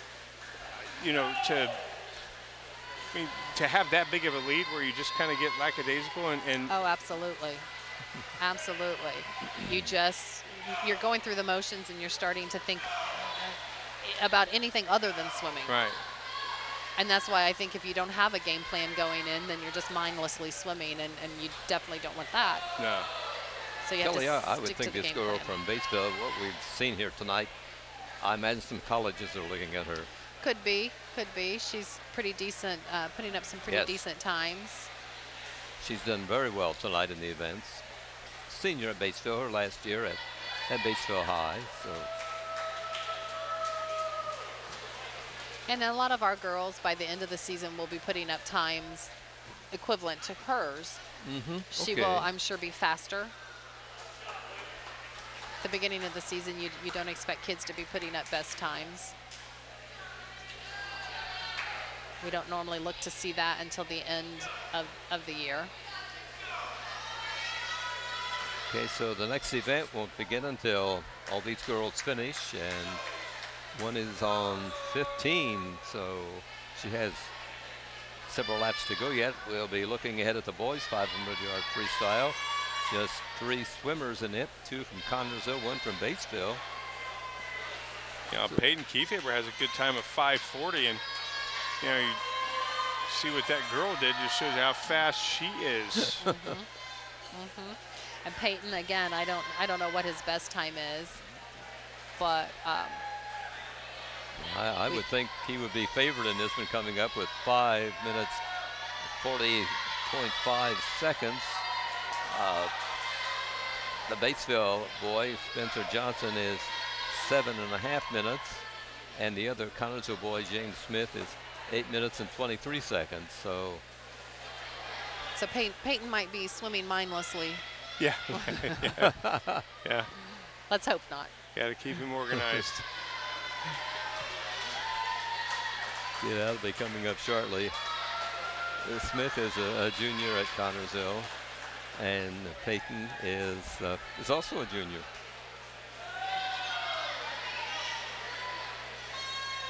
Got Anna Lehman from Rushville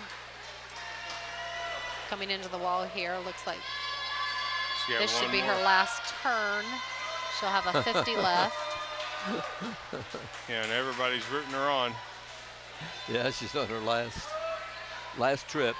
She has a nice smooth stroke, you know, nice solid. She stayed very consistent throughout. You know, and again, this is one of those things that I think all of these swimmers here can really appreciate, the effort that it takes for a team like Rushville to have to share time in a pool that doesn't belong to them. Oh, right, yeah. And to, you know, we complain about, you know, 5:45 practices, and, you know, the kids, they do it, they do great, but wow, they have to, at least it's in their house. You know, our kids, it's in their house. These kids got to leave the school to go practice somewhere. Other sports, they practice right there on their facility, and, you know, these swimmers, they're all over the place. This is Anna Lehman finishing up from Rushville. Plus, you got to remember their students. And I would imagine that they don't have the opportunity to swim at 5:45 in the morning. No. Probably not. You're And that makes for better swimmers and better teams. Yeah. Okay, up next, the boys, as we mentioned, James Smith for Connersville in 1. In 3 will be Spencer Johnson from Batesville, and Peyton Kiefaber in 4 for Connersville.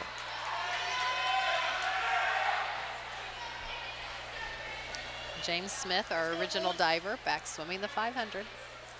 Pardon? I said James Smith, who was originally a diver, Right. is back swimming the 500. Right. When you threw him in the pool, you told him to just keep going, right? Don't stop until we tell you. Yeah. Don't stop for 20 laps. Couple juniors representing Connersville.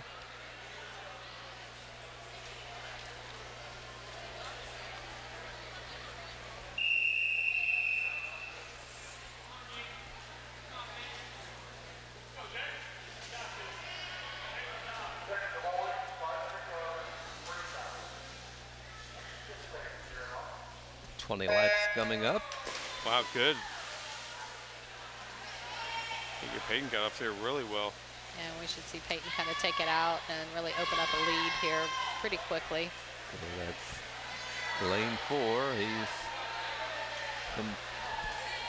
completes the first 25 in a hurry and on his way back. Peyton has always been a breaststroker, and in the last year or so, we just had so many strong breaststrokers on our team. He was looking for a different home and just kind of got thrown into the 500 a couple times and decided this kind of feels pretty good. He's off to a good lead.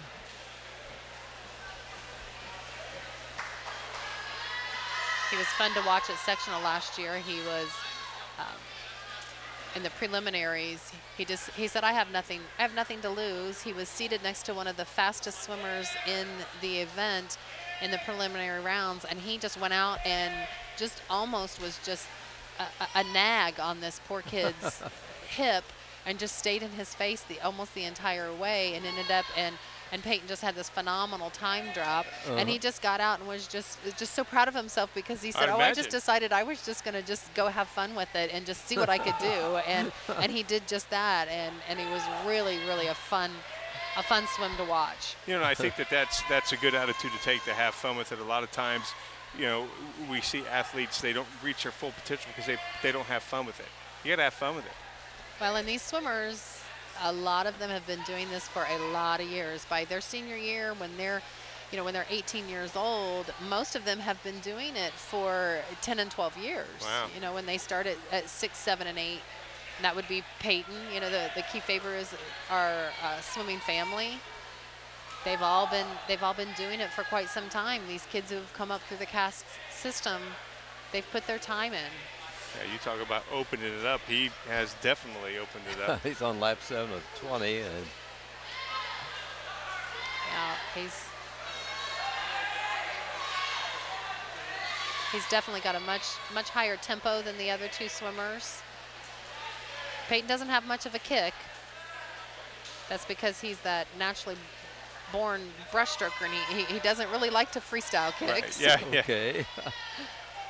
Which in a 500 freestyle, you don't want to use your legs. You don't want to waste your legs at the beginning of the event. There's kind of a time where you start picking up, and again, that's race strategy between each individual swimmer and the coach as to what point is it that you need to pick up your feet. Do you pick up your tempo? I'm looking. I'm not sure if he is doing any kicking with his feet.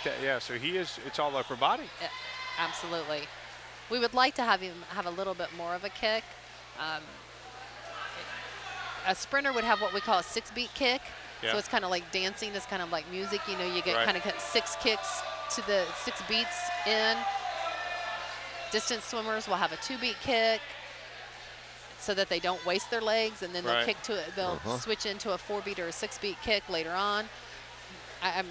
Peyton's kind of hovering around a 0-beat. Yeah, I was going to say I'm not seeing him kick at all. That's amazing. And now, how much? I mean, if he started, having an appropriate kick, Kelly, I mean, how much time could he drop? Over the length of a 500, definitely several seconds. And again, when he's pushed, you see that just naturally happens. If you've got someone who's kind of pushing you a little bit and challenging you, it just kicks in. Well, if you're not kicking, how hard is it to keep your feet up? I mean, they'll start dragging. It is. He's creating drag right now. You know, the feet are dropped. It drops the hips a little bit. Yeah. So clearly, if he had a kick that was up on the top of the water a little bit, it would help body positioning, which would help the amount of energy expended. Yes. But again, you kind of get in a rhythm. Yeah. I mean, that's it. His shoulders and arms have got to be burning by the time he's out of here. And if he were challenged, he would be swimming a little bit differently, because you just naturally do. You respond. And if he were swimming a 50 and a 100, it's just what you do. Yeah. 5 laps to go. Boy, the girls in lane 1, they are all messed up on they don't know what they didn't even give that guy his last lap. Well, it's a risk when you have someone else count your laps for you. You have to make sure they know what they're doing. How to control the counter. So he'll be coming on his last kick here, Peyton. A very, very good time. And you'll notice as Peyton comes into the wall, the referee will stand over him and ring a bell, which indicates to the lead swimmer that this is their last lap. One, yep. There's some have a bell, some use an air horn, some use a starter's gun. And how much? I mean, he can hear that. I don't know, honestly, if you can hear the bell very well. The horn, definitely. The horn and the starter's gun, you definitely hear it. It startles everyone when they're not prepared for it. Yeah. And most swimmers, they know anyway. If you're the lead swimmer and you're on your last lap, you know. Yeah, you're paying attention to your boards. You've got your counter down there. the finish, or key favorite, Connersville winning. Some counters and swimmers have a system worked out also that they'll shake it, you know, they'll not move the counter, either just dip it in nicely, or Right. they'll shake it up and down or move it side to side to tell them whether they're on pace, behind pace, need to pick up their pace. So there are some signals going on sometimes between the counter and the swimmer. 6 minutes, 4.6 seconds for the winning Spartan swimmer in this 500-yard freestyle, which is the longest event, isn't it, Kelly? It is. It Okay, is. 500. Yeah. We'll have a 400 later on. But And that will be the relay. yes, yes. And that's where each swimmer does 4 laps. 4 laps. So it's a 4x100, and that's what we will be closing out the evening with. So a couple of swimmers yet to complete this event. One is on his final James final has lap. decided in lane 1 that he's going to challenge for the finish. James finishes with a 7:15. That's quite a large time drop from his 8:23 finish. And the replay of the finish from James coming up. He was doing everything he could to sneak in there and take that second place finish. Now the girls' 200-yard freestyle relay is coming up. Connersville, Avery Webb and Katie Steele in 1. Connersville in 4 will have Maria Wells and Gracie Bloom. Lanes 1 and 4, Spartan swimmers. And this is what we would consider our sprint relay. Every swimmer swims a 50, so They're going all out. all out. And this again is one of those where an exchange is extremely important, because everyone is swimming a 50, and at the higher level, you know, come sectional time, conference time, this is a very important relay. You get more points when you win a relay than what you do in an individual event. So this means more for the team score, and it typically can be very tight, because you can take each team's 4 best 50 freestylers, and a lot of times they're very compatible, very close. And so a rolling relay start can really make the difference between a first or a second place. And some swimmers have better relay starts than other swimmers. So again, that kind of fits into the strategy of, gee, you're not the best relay swimmer, so you're going to go first because you don't have a relay start. Then you'll start you from a flat start. Also swimming for the Spartans will be Carrie Cooley and Stevie Meyer in 1, and in 4 will be Carly Templeton and Audra Volts. So 4 swimmers, Kelly. Each takes a turn. Yes, each will be swimming 2 laps. And 50 yards. And obviously our fastest swimmer is the last swimmer. Yes, that would be the typical strategy. Occasionally you will see coaches kind of gamble with their lineup. You want to get your speeds progressively faster? Normally the way it's set up is your fastest swimmer goes last, and then your second fastest would go first, and you go. Get the lead. Yes. Yeah. And your third leg is normally your slowest swimmer.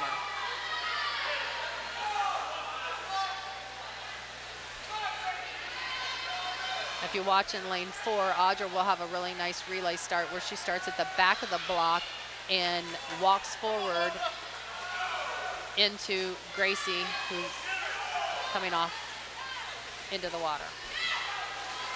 Let's see if Audra's going to go chase the Batesville team down. She should easily have her coming off the wall. She should come out ahead. Boy, and she has. Wow. Ooh, Batesville's responding. Yeah, Batesville's responding. See if Audra gets her head down and finishes strong. This is going to be close. Wow. Wow, and Batesville got us by 3/10 of a second. That's unbelievable. Wow. Yeah, here's a replay right here. Kelly is You know, again, neither girl is taking a breath. Nope, because they're both fighters and they both know what they need to do. Wow, that's close. You can just see just touch, touch, and that's why it's so important to have that computer system, the touch pads in the water. Yes. Way Incredible. way too much room for human error with just manual watches on that kind of a finish. Yeah, something like that. That's. And think back to the Olympics. You know, we saw Three-way tie for silver. Yes. With Phelps. it That happens. one, yeah. We had how many? We had a couple gold ties. Unbelievable. That was maybe the exciting. I think that swimming Olympics at Rio was probably the most exciting I've ever seen. Yes, it always. There's always drama, but you know, didn't imagine Phelps getting 5 golds at his age. No, coming from out of retirement. Yeah, But I think he had a lot to prove. for sure he did. But you know, you think about him. I mean, he had his personal problems that got some jail time and had that eliminated a lot of practice. But unbelievable talent. The boys 200-yard freestyle relay coming up. Connersville in lane 1 will be represented by Justin Kidd, Ethan Jennings, Spencer Noah, and Nick Flug. And also in lane 4, the Spartan swimmers will be Hutton Getz, Connor Metcalf, Mason Sullenberger, and Mason Stevens. 1 and 4 will be the lanes for the Spartans. Rushville will be in lane 2 and 5, and Batesville will be in 3.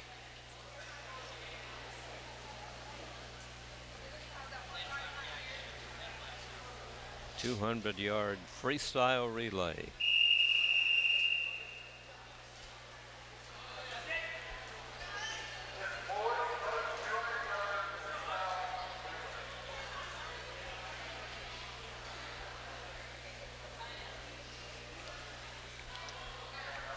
Guys ready for the start?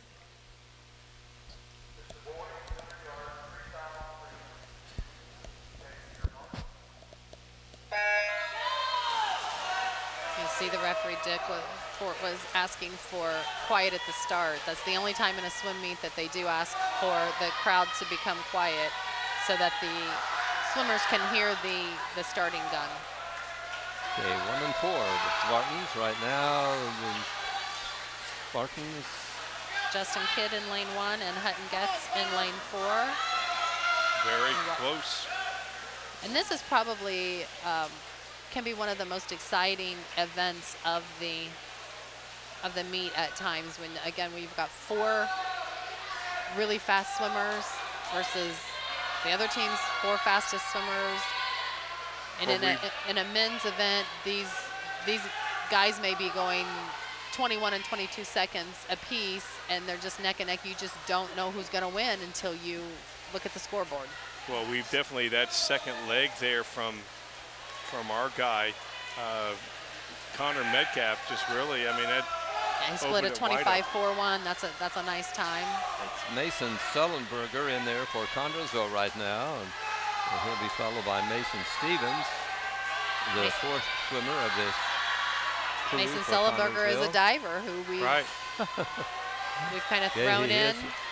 Connersville has a comfortable lead in this one, Kelly. Not a bad time for Mason, under 30 seconds. Oh, absolutely. Love to see that. Mason Stevens swimming anchor in lane 4. His family moved here from Hagerstown 2 years ago, so last year was our first year with him, and he came onto the team thinking he was going to be a diver, and we quickly changed his mind about that. Yeah. Seems like you guys are changing a lot of kids' mind. Yes. Here's the ending. Spartans win. Spartans win that one very, very easily.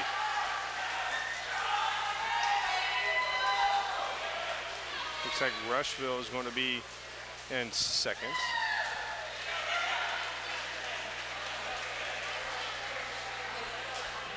Spartans will finish 4th also.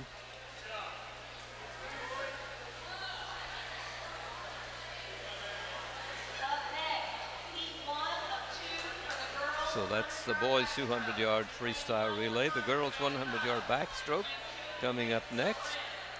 CHS will have Caroline Poe in 1. Ashley Rubel in 4. Gracie Bloom in 5. This is the only event other than the first relay that you see the kids starting in the water, because it is a backstroke event. So they start in the water and they can either hold on to the bar that's attached to the block, as you see everyone here doing, and some choose to actually just put their hands on the ends of the pool and start.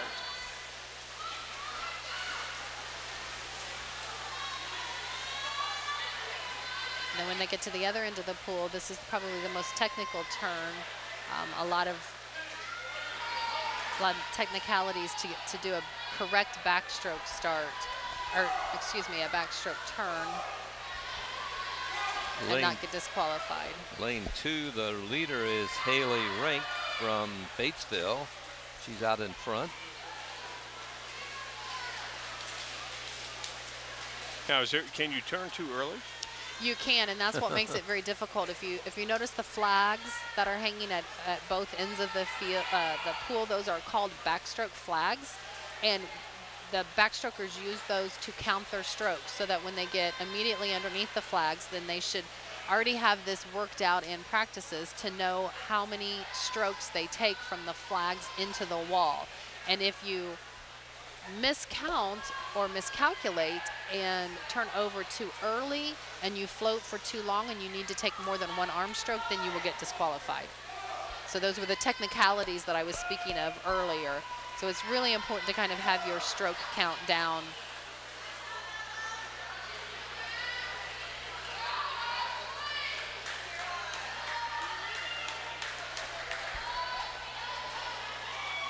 CHS girls are neck and neck. And there's a lot of swimmers that are really uncomfortable swimming backstroke because of that reason. They don't like to not be able to see the wall. They don't have enough experience to feel comfortable to just kind of trust that their counts are correct, and that, yes. A Spartan winner in that one, Caroline Poe, right? For those two, yeah.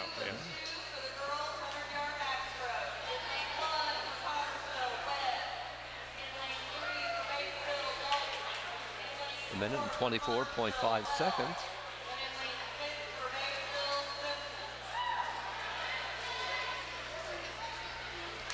Okay, here is heat 2, and Connersville will have Ashley Webb in 1, and in 4, Maria Wells.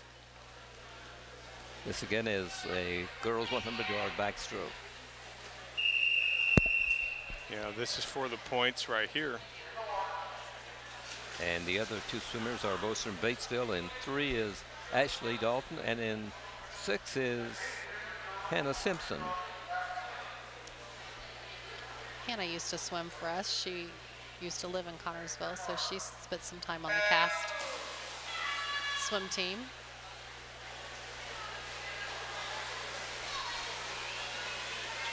So she's familiar with this pool? Yes, very. Looks like a pretty evenly matched swim here across the board. Avery Webb is a sophomore at CHS, and Maria is also a sophomore, so really a young team. We are quite young. I think we have one senior girl swimmer and I believe 2 juniors, possibly 3 juniors. So the majority of our team are underclassmen. A very close race so far. Looks like our girl has just maybe a half stroke lead. And then I think backstroke probably more so than any other stroke, the turns really factor in. Oh, yeah, I'd imagine. Coming off the wall on a backstroke turn, you really want to stay underwater long and strong for as Here comes the long final as touch. possible. It's going to be very close between lanes 3 and 4. Connersville in 4. I think we just got it, yep. I think she got it, hopefully. Oh, no, well, it looks like the 3. Yeah, she got out touched. Oh, 3 got it, okay, the girl from Batesville. Ashley here we Dalton go, had right a here. much better timed finish. Watch, she surges an entire stroke ahead of Maria. Like, see, she took that last stroke where you can submerge your head and your hand underwater. And with that surge, you can also kick a very large kick, and that just propels you into the wall. Where Maria did that just finished perfectly. flat on her back. Yeah. Okay, we're getting ready for the boys' 100-yard backstroke. Connersville will have Mason Stevens in 1, Connor Metcalf in 4.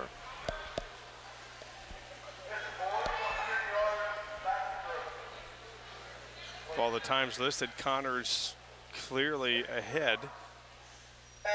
Just over a minute. Connor is should his pull away on this. best time. Right now he's showing it, Ron. He's out in front. Yeah. In lane 4 is Connersville's Connor Metcalf. And Mason Stevens out in lane 1. It's looking very strong. This is an event that he's still trying to figure out. Yeah, he Looking good. has a comfortable lead right now, halfway through. Connor's split time 30.07. Decent time for him. His hand speed looks really nice. We've really worked on that over the years, kind of keeping his tempo up. He tends to kind of have slower hands, and that's something that you really look for in the backstroke is how quickly can they get their hand back into the water. That would be called the recovery portion of the stroke. There he comes. He's about to touch and He'll do a nice surge at the wall as well. win this event. It's a senior CHS. Very good time. Absolutely. Minute 3.9. Couple of seconds over his best time, his seed time. He should be pretty happy with that time. Start off the year.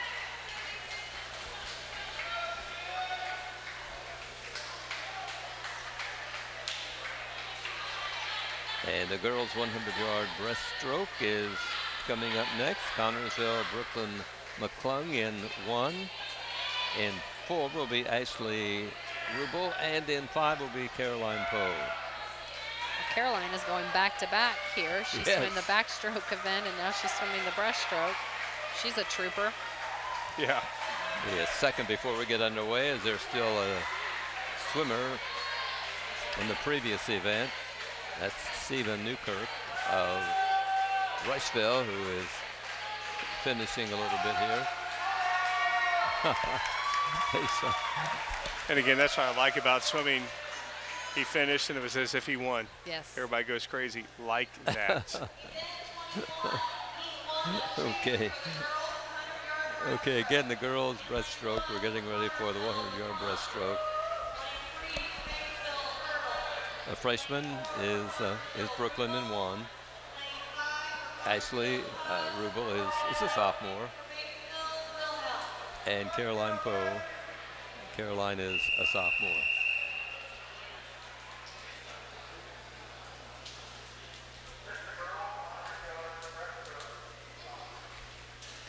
Probably take about a minute and a half for this. Breaststroke is the slowest stroke of all 4 strokes, and it is the most technical.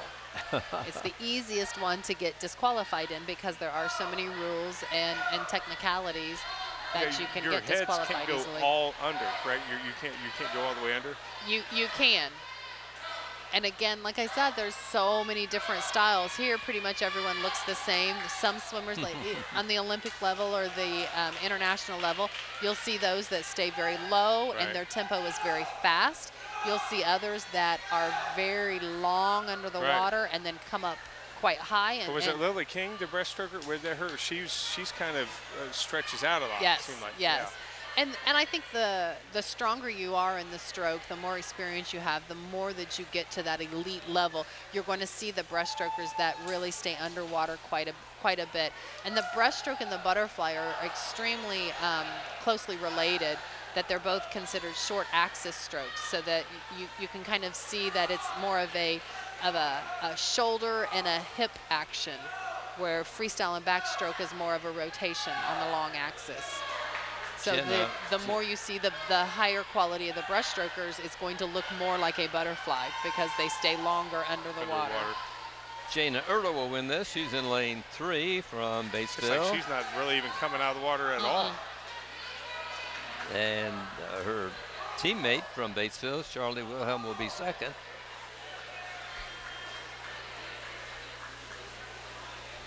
in breaststroke, in order to stay legal, you have to make sure that each turn you touch the hands simultaneously and parallel. So you have to have a two-hand touch, and it has to be at the same time, and it has to be on the same parallel plane. Wow. That is pretty technical. And then the kick is the most difficult as well. Most often you will get disqualified in your breaststroke kick. Okay, here is heat 2 of the girls 100-yard breaststroke. Connersville representatives will be Carly Templeton in 1, and in lane 4 will be Audra Bolts.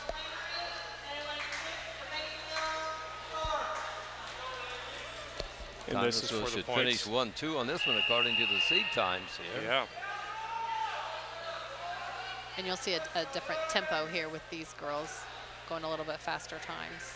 Lanes 1 and 4 for Connersville.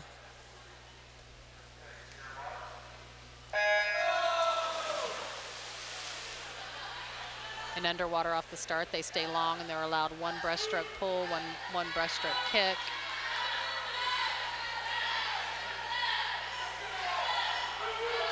Let's see the two-hand touch. And another pull and a kick underwater. Both Connersville girls are leading right now.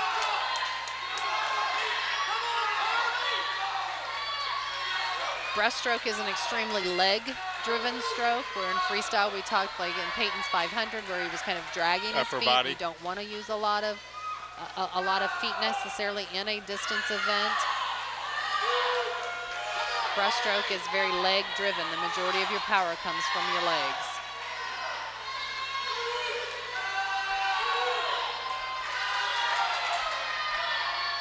Audra Bolts has the lead as Yeah, she's she clearly makes the got the turn, lead. and Looks like we may get second place too. Yeah, Carly really putting the push on here at the end to grab that second place. it will be a 1-2 finish for the Lady Spartan swimmers. And that's what we needed, Yeah. a 1-2 finish. 1 minute and 15 seconds for the winner. Nice races for both of those girls. That's good to see Carly put her head down and really finish strong. Here's the finish right here coming up. Yeah, and you'll see how Audra finishes. When she finishes, she's stretched out. Arms she in front is. of her, legs behind her. Breaststroke and butterfly, that's the way you want to finish. And you want to turn, and that's all about timing. Not always easy to hit those turns. You can, at the Olympics, you'll hear Michael Phelps say, I missed a turn, Missed a meaning turn, he right. just hit the timing just wasn't Wasn't quite quite right, right. and it can throw the rest of the race off. And that's something that, you know, you got to teach or you got to practice over and over again. Absolutely. Next event will be the boys 100-yard breaststroke. Zane Spurlock in 1 for Connersville, and Cooper Griffin in 4 for Connersville.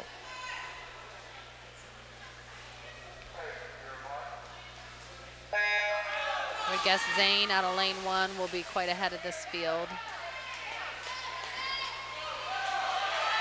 Cooper is an extremely strong breaststroker as well. He swam for us in the middle school program, and He's leading right now. He's a junior at CHS. Cooper Griffin is a sophomore. Well, Spurlock has a big lead here. Yes. splitting at 30.1. And this is the one where he's going for the record? He's definitely got his eye on the record. He's been relatively close in some of the club meets, so I know that he's thinking that that's something that he can accomplish this year.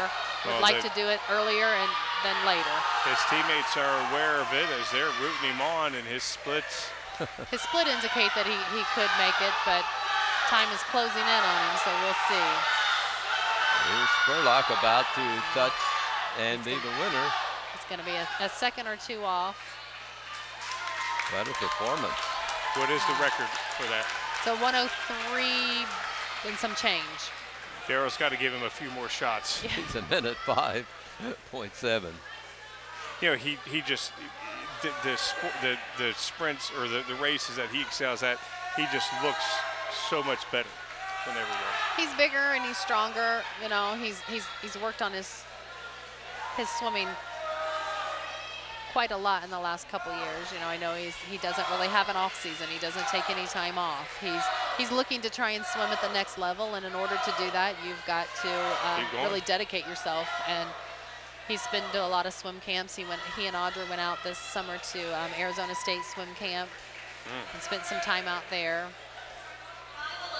Girls 400-yard freestyle relay coming up here as we're nearing the end of tonight's swim meet. That's these two events to go, the 400-yarders for the girls first and then the boys.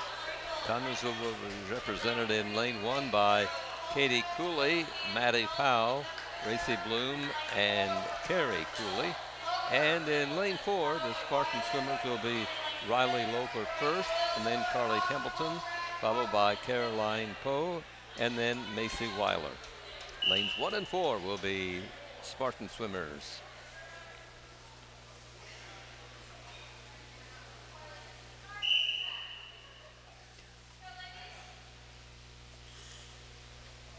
Silence. Things really got quiet here. Yeah, I was all going of to a say sudden. silence.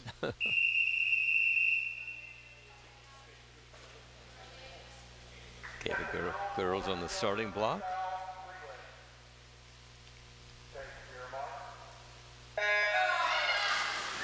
In a relay Off like we this, go. the first swimmers, if they were, because they are starting from a flat start, if they were to make some sort of a time standard or a record, that would count for them, because this could be considered as yeah. an individual event. That because happened in the Olympics. It's the same as a regular event. All the other swimmers, if they have some sort of a personal best or break a record, it doesn't count because they have the rolling start. Okay. See Yeah, bench. that happened in the Olympics for one of our girls, and I forget what it was, but she got the world record. Let's see, the bench utilized between 4 and 5 minutes. We'll see how it goes.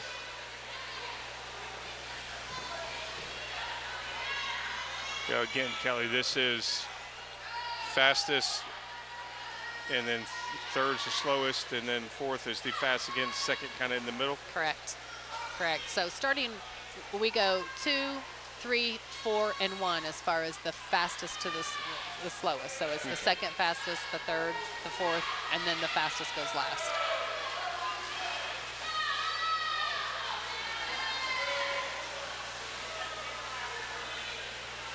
And that's just, to get that, it's just individually racing and timing them, correct? And you, Correct. Okay.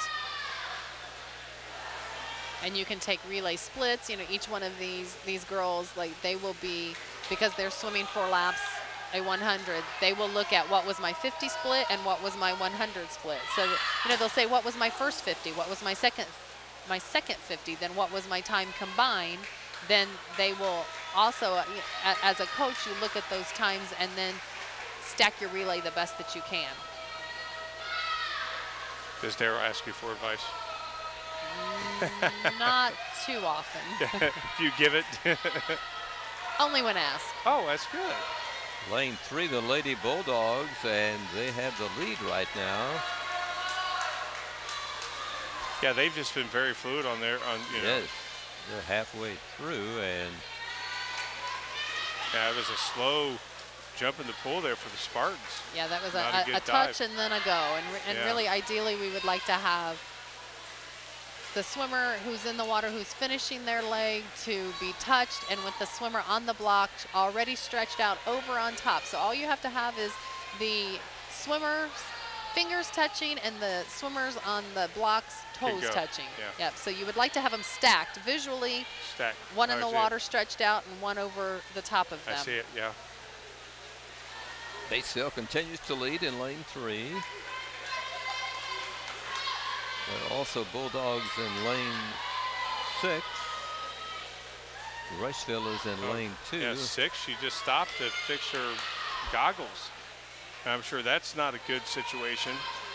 No, and in freestyle you can do that. This is a fun little fact that in the other strokes, because it is so technical and you have to do certain motions with your hands, you can't stop in the middle of your, like in the middle of the lap, Right. to because fix. if you raise your hands up to fix your glasses, then you'll be disqualified because of an improper arm stroke. So you have to wait until you're at the end of the lane to adjust. But because freestyle is just that freestyle, you can do anything you want. Right. You just can't start walking along the picture. Yeah, okay. Absolutely. Hey, I'm running.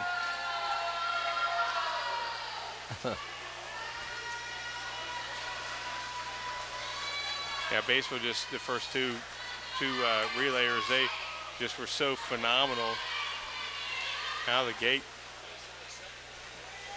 Opened up quite a lead, didn't they? Yes, they did. This is Emily Guswire finishing up for Batesville, and she's definitely a strong swimmer with lots of experience. Lane 3, the winners from Batesville. Well, we'll get second place for sure. I'm not sure where we're at on third and fourth. I kind of lost track, but definitely get second place. 4 minutes and 16 seconds, 16.2 seconds. The winning time for the visitors from Batesville. Batesville is going to be one of our top contenders for the EIAC conference title. Yes, they look very strong tonight. I'm impressed with Batesville. Girls and boys. Yes.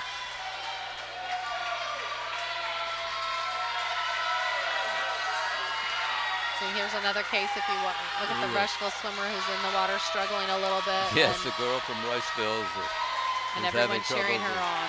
Yeah, they're cheering her on as if she's winning. Urging her on. That's awesome. And Rushville still has another swimmer to finish up. Yes, they have a fourth girl waiting. Ooh.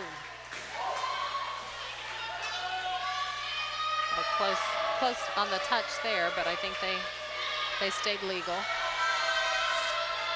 While they're finishing up with the girls, we'll look at the boys 400-yard freestyle relay, and representing Connersville in lane 1 will be Justin Kidd. He'll be leading off, then Nick Flug, followed by Cooper Griffin and Mason Stevens.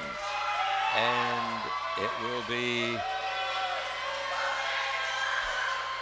lane 4 will be Peyton Kiefaber leading off, followed by James Smith, Hutton Getz, and Zane Spurlock. That's a good lineup right there. In lane 2 will be Rushville, Johnny Speaks, Charles Holt, Miguel Romero, and Stephen Newkirk.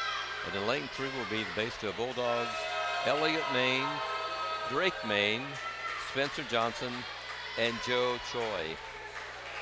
So those are the lineups for the final event here tonight.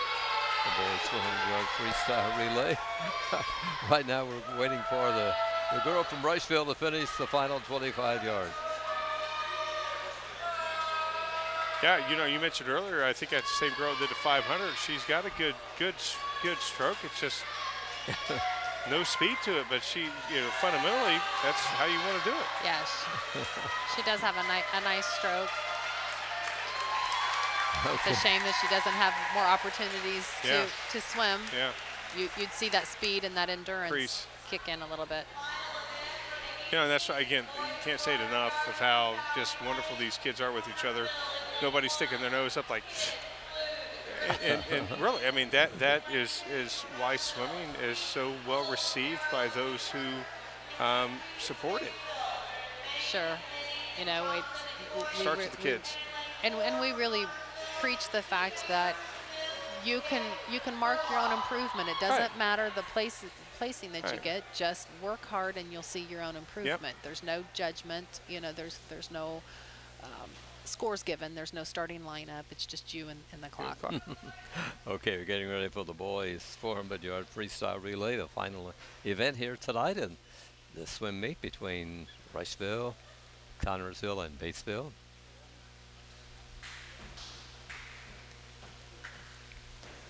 Yeah, the kids have such positive attitudes in this sport, and we do become such a tight, close-knit family.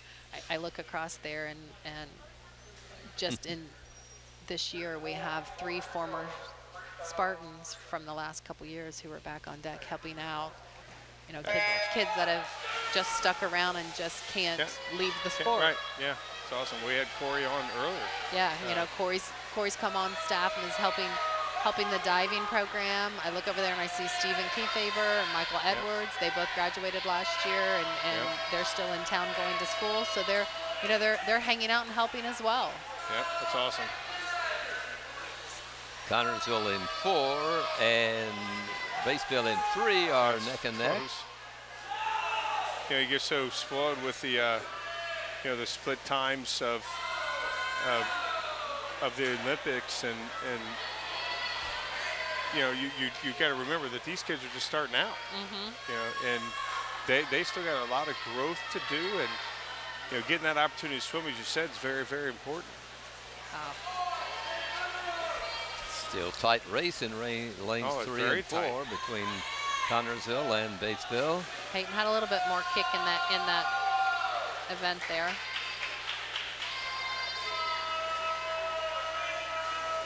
Yeah, I forget what class Peyton is in, but he's a junior this year. Yeah, he'll grow and be a leader next year.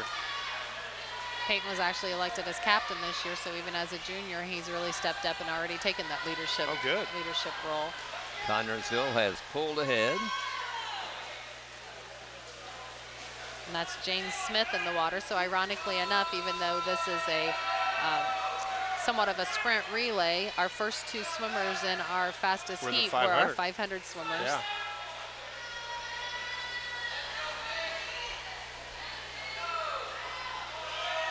And it seemed like they got out of the pool not 20 minutes ago for that 500, so that turnaround was very quick.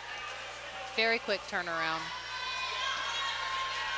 Not a lot of recovery time, but that's okay. That's just what it's about. Okay, here's Hutton Getz taking over as a 3rd swimmer of the 4 that are participating in this 400-yard freestyle relay. Connersville with the lead.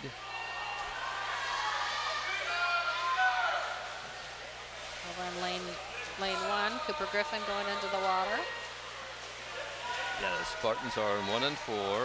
The 4 is the leader right now. Hutton splitting with a 28.9. That's a pretty decent split for him starting out the season at the end of the meet. Hopefully by the end of the season he'll be faster than that, but that's a nice split for him. I'll see if he gets faster on this split. Looks like he's actually going a little bit slower, but we'll find out.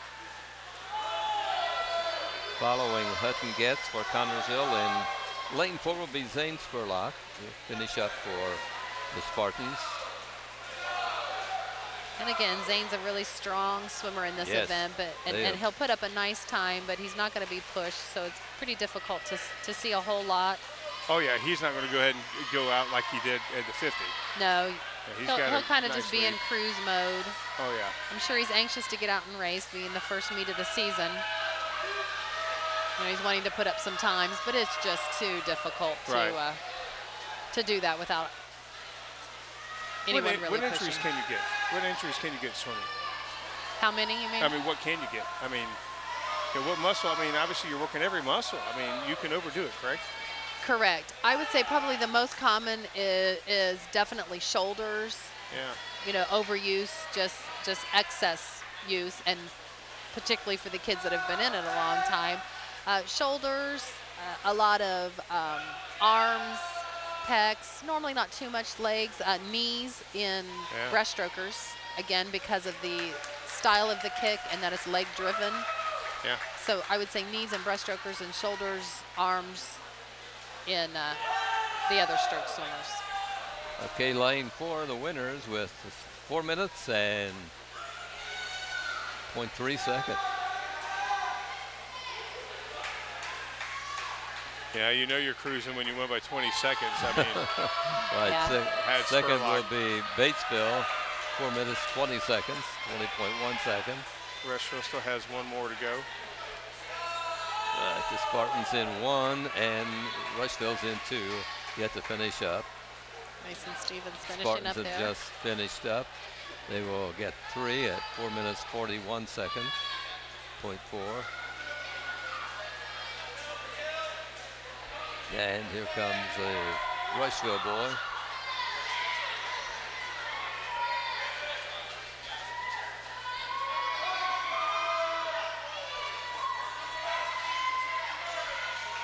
one to go for Rushville. I thought we Yes. were finished.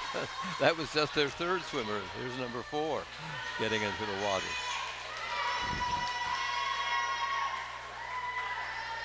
Yeah, again, you know, you brought that up, Kelly. I don't think it's any more prevalent. The teams that have the facilities, you know, are obviously the ones that are more skilled, the one that's more fundamentally sound. And, you know, Rushville, God bless these kids for coming out and trying, but, you know, they're at that disadvantage by not having a facility. Completely amazes me that they can have a swim team. Right, yeah. You know, we are Well, fortunate that we have a pool, but when you look at our pool compared to other facilities, other teams, you know, we're at a disadvantage. But these swimmers don't even Yeah. have a pool, But did and the they other, still field a team. right. Yeah. Now, does the other teams have an 8-lane, or is it just a bigger auditorium? Or? Our conference, I think every pool is just a 6-lane, but you don't build 6-lane pools anymore. You know, Right. you're an 8-lane long course, which would be a 50-yard pool. You know, the Indianapolis schools, the top programs like Carmel and Fishers and Hamilton Southeastern, they've all got beautiful facilities that they're hosting college meets Oh, in. Yeah. Well, if Indianapolis ever hosted the Olympics, they wouldn't have to worry about any facility for the pool. They'd have their pick. Right, the natatorium in Indianapolis Oh, is yeah. a phenomenal facility. Okay, that's the final swimmer in the water. It's about to finish up for Rushville with the applause of the teams and the fans. Yeah, that's awesome. We're going to have some final scoring coming up here shortly, as soon as they get all the figures and facts together. And while they do that, we will take this break on this swim meet. It's over, but we have the final scores yet to come, so stay with us here on TV3 for the scoring on tonight's swim meet between Rushville, Batesville, and Connersville Spartans. We'll be back in a minute.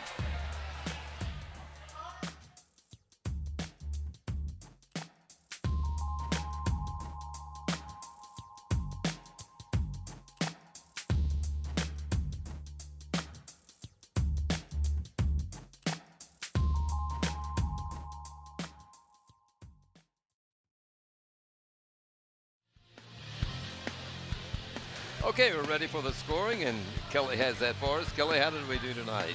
Looks like in the men's event, Connersville scored 80 versus Rushville, who scored 18.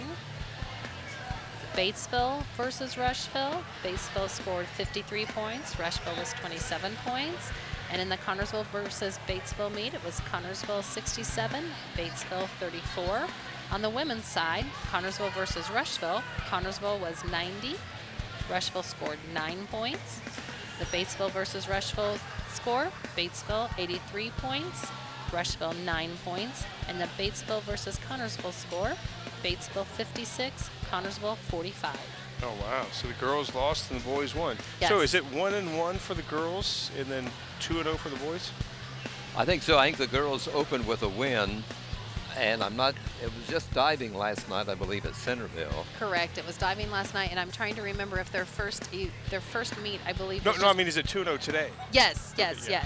Yes, we scored as a double duel, so it was Okay. as if it were 2 dual meets. Okay. So yes, that was tonight's Right, the record. girls were at Rushville in their opener. I believe they won that. Yes, we Yes. did win. I couldn't remember because Yes. sometimes we do a double duel in that meet also. So I was trying to remember back if it was just Rushville or if it was another meet or another team as well. They're 1-1. The boys are 1-0. As this was their first event, I believe. Yes. Kelly, thanks a lot. We appreciate you. it. Well, thank you for having Yeah. me. A lot of fun. Great. Okay, so the boys won, the girls lost here tonight in this swim meet with Rushville and Batesville. Our camera operators, Joe Mindrick and Megan Murphy, instant replay, and our director, John Powsey, on graphics, and sound technician, Justin Roberts.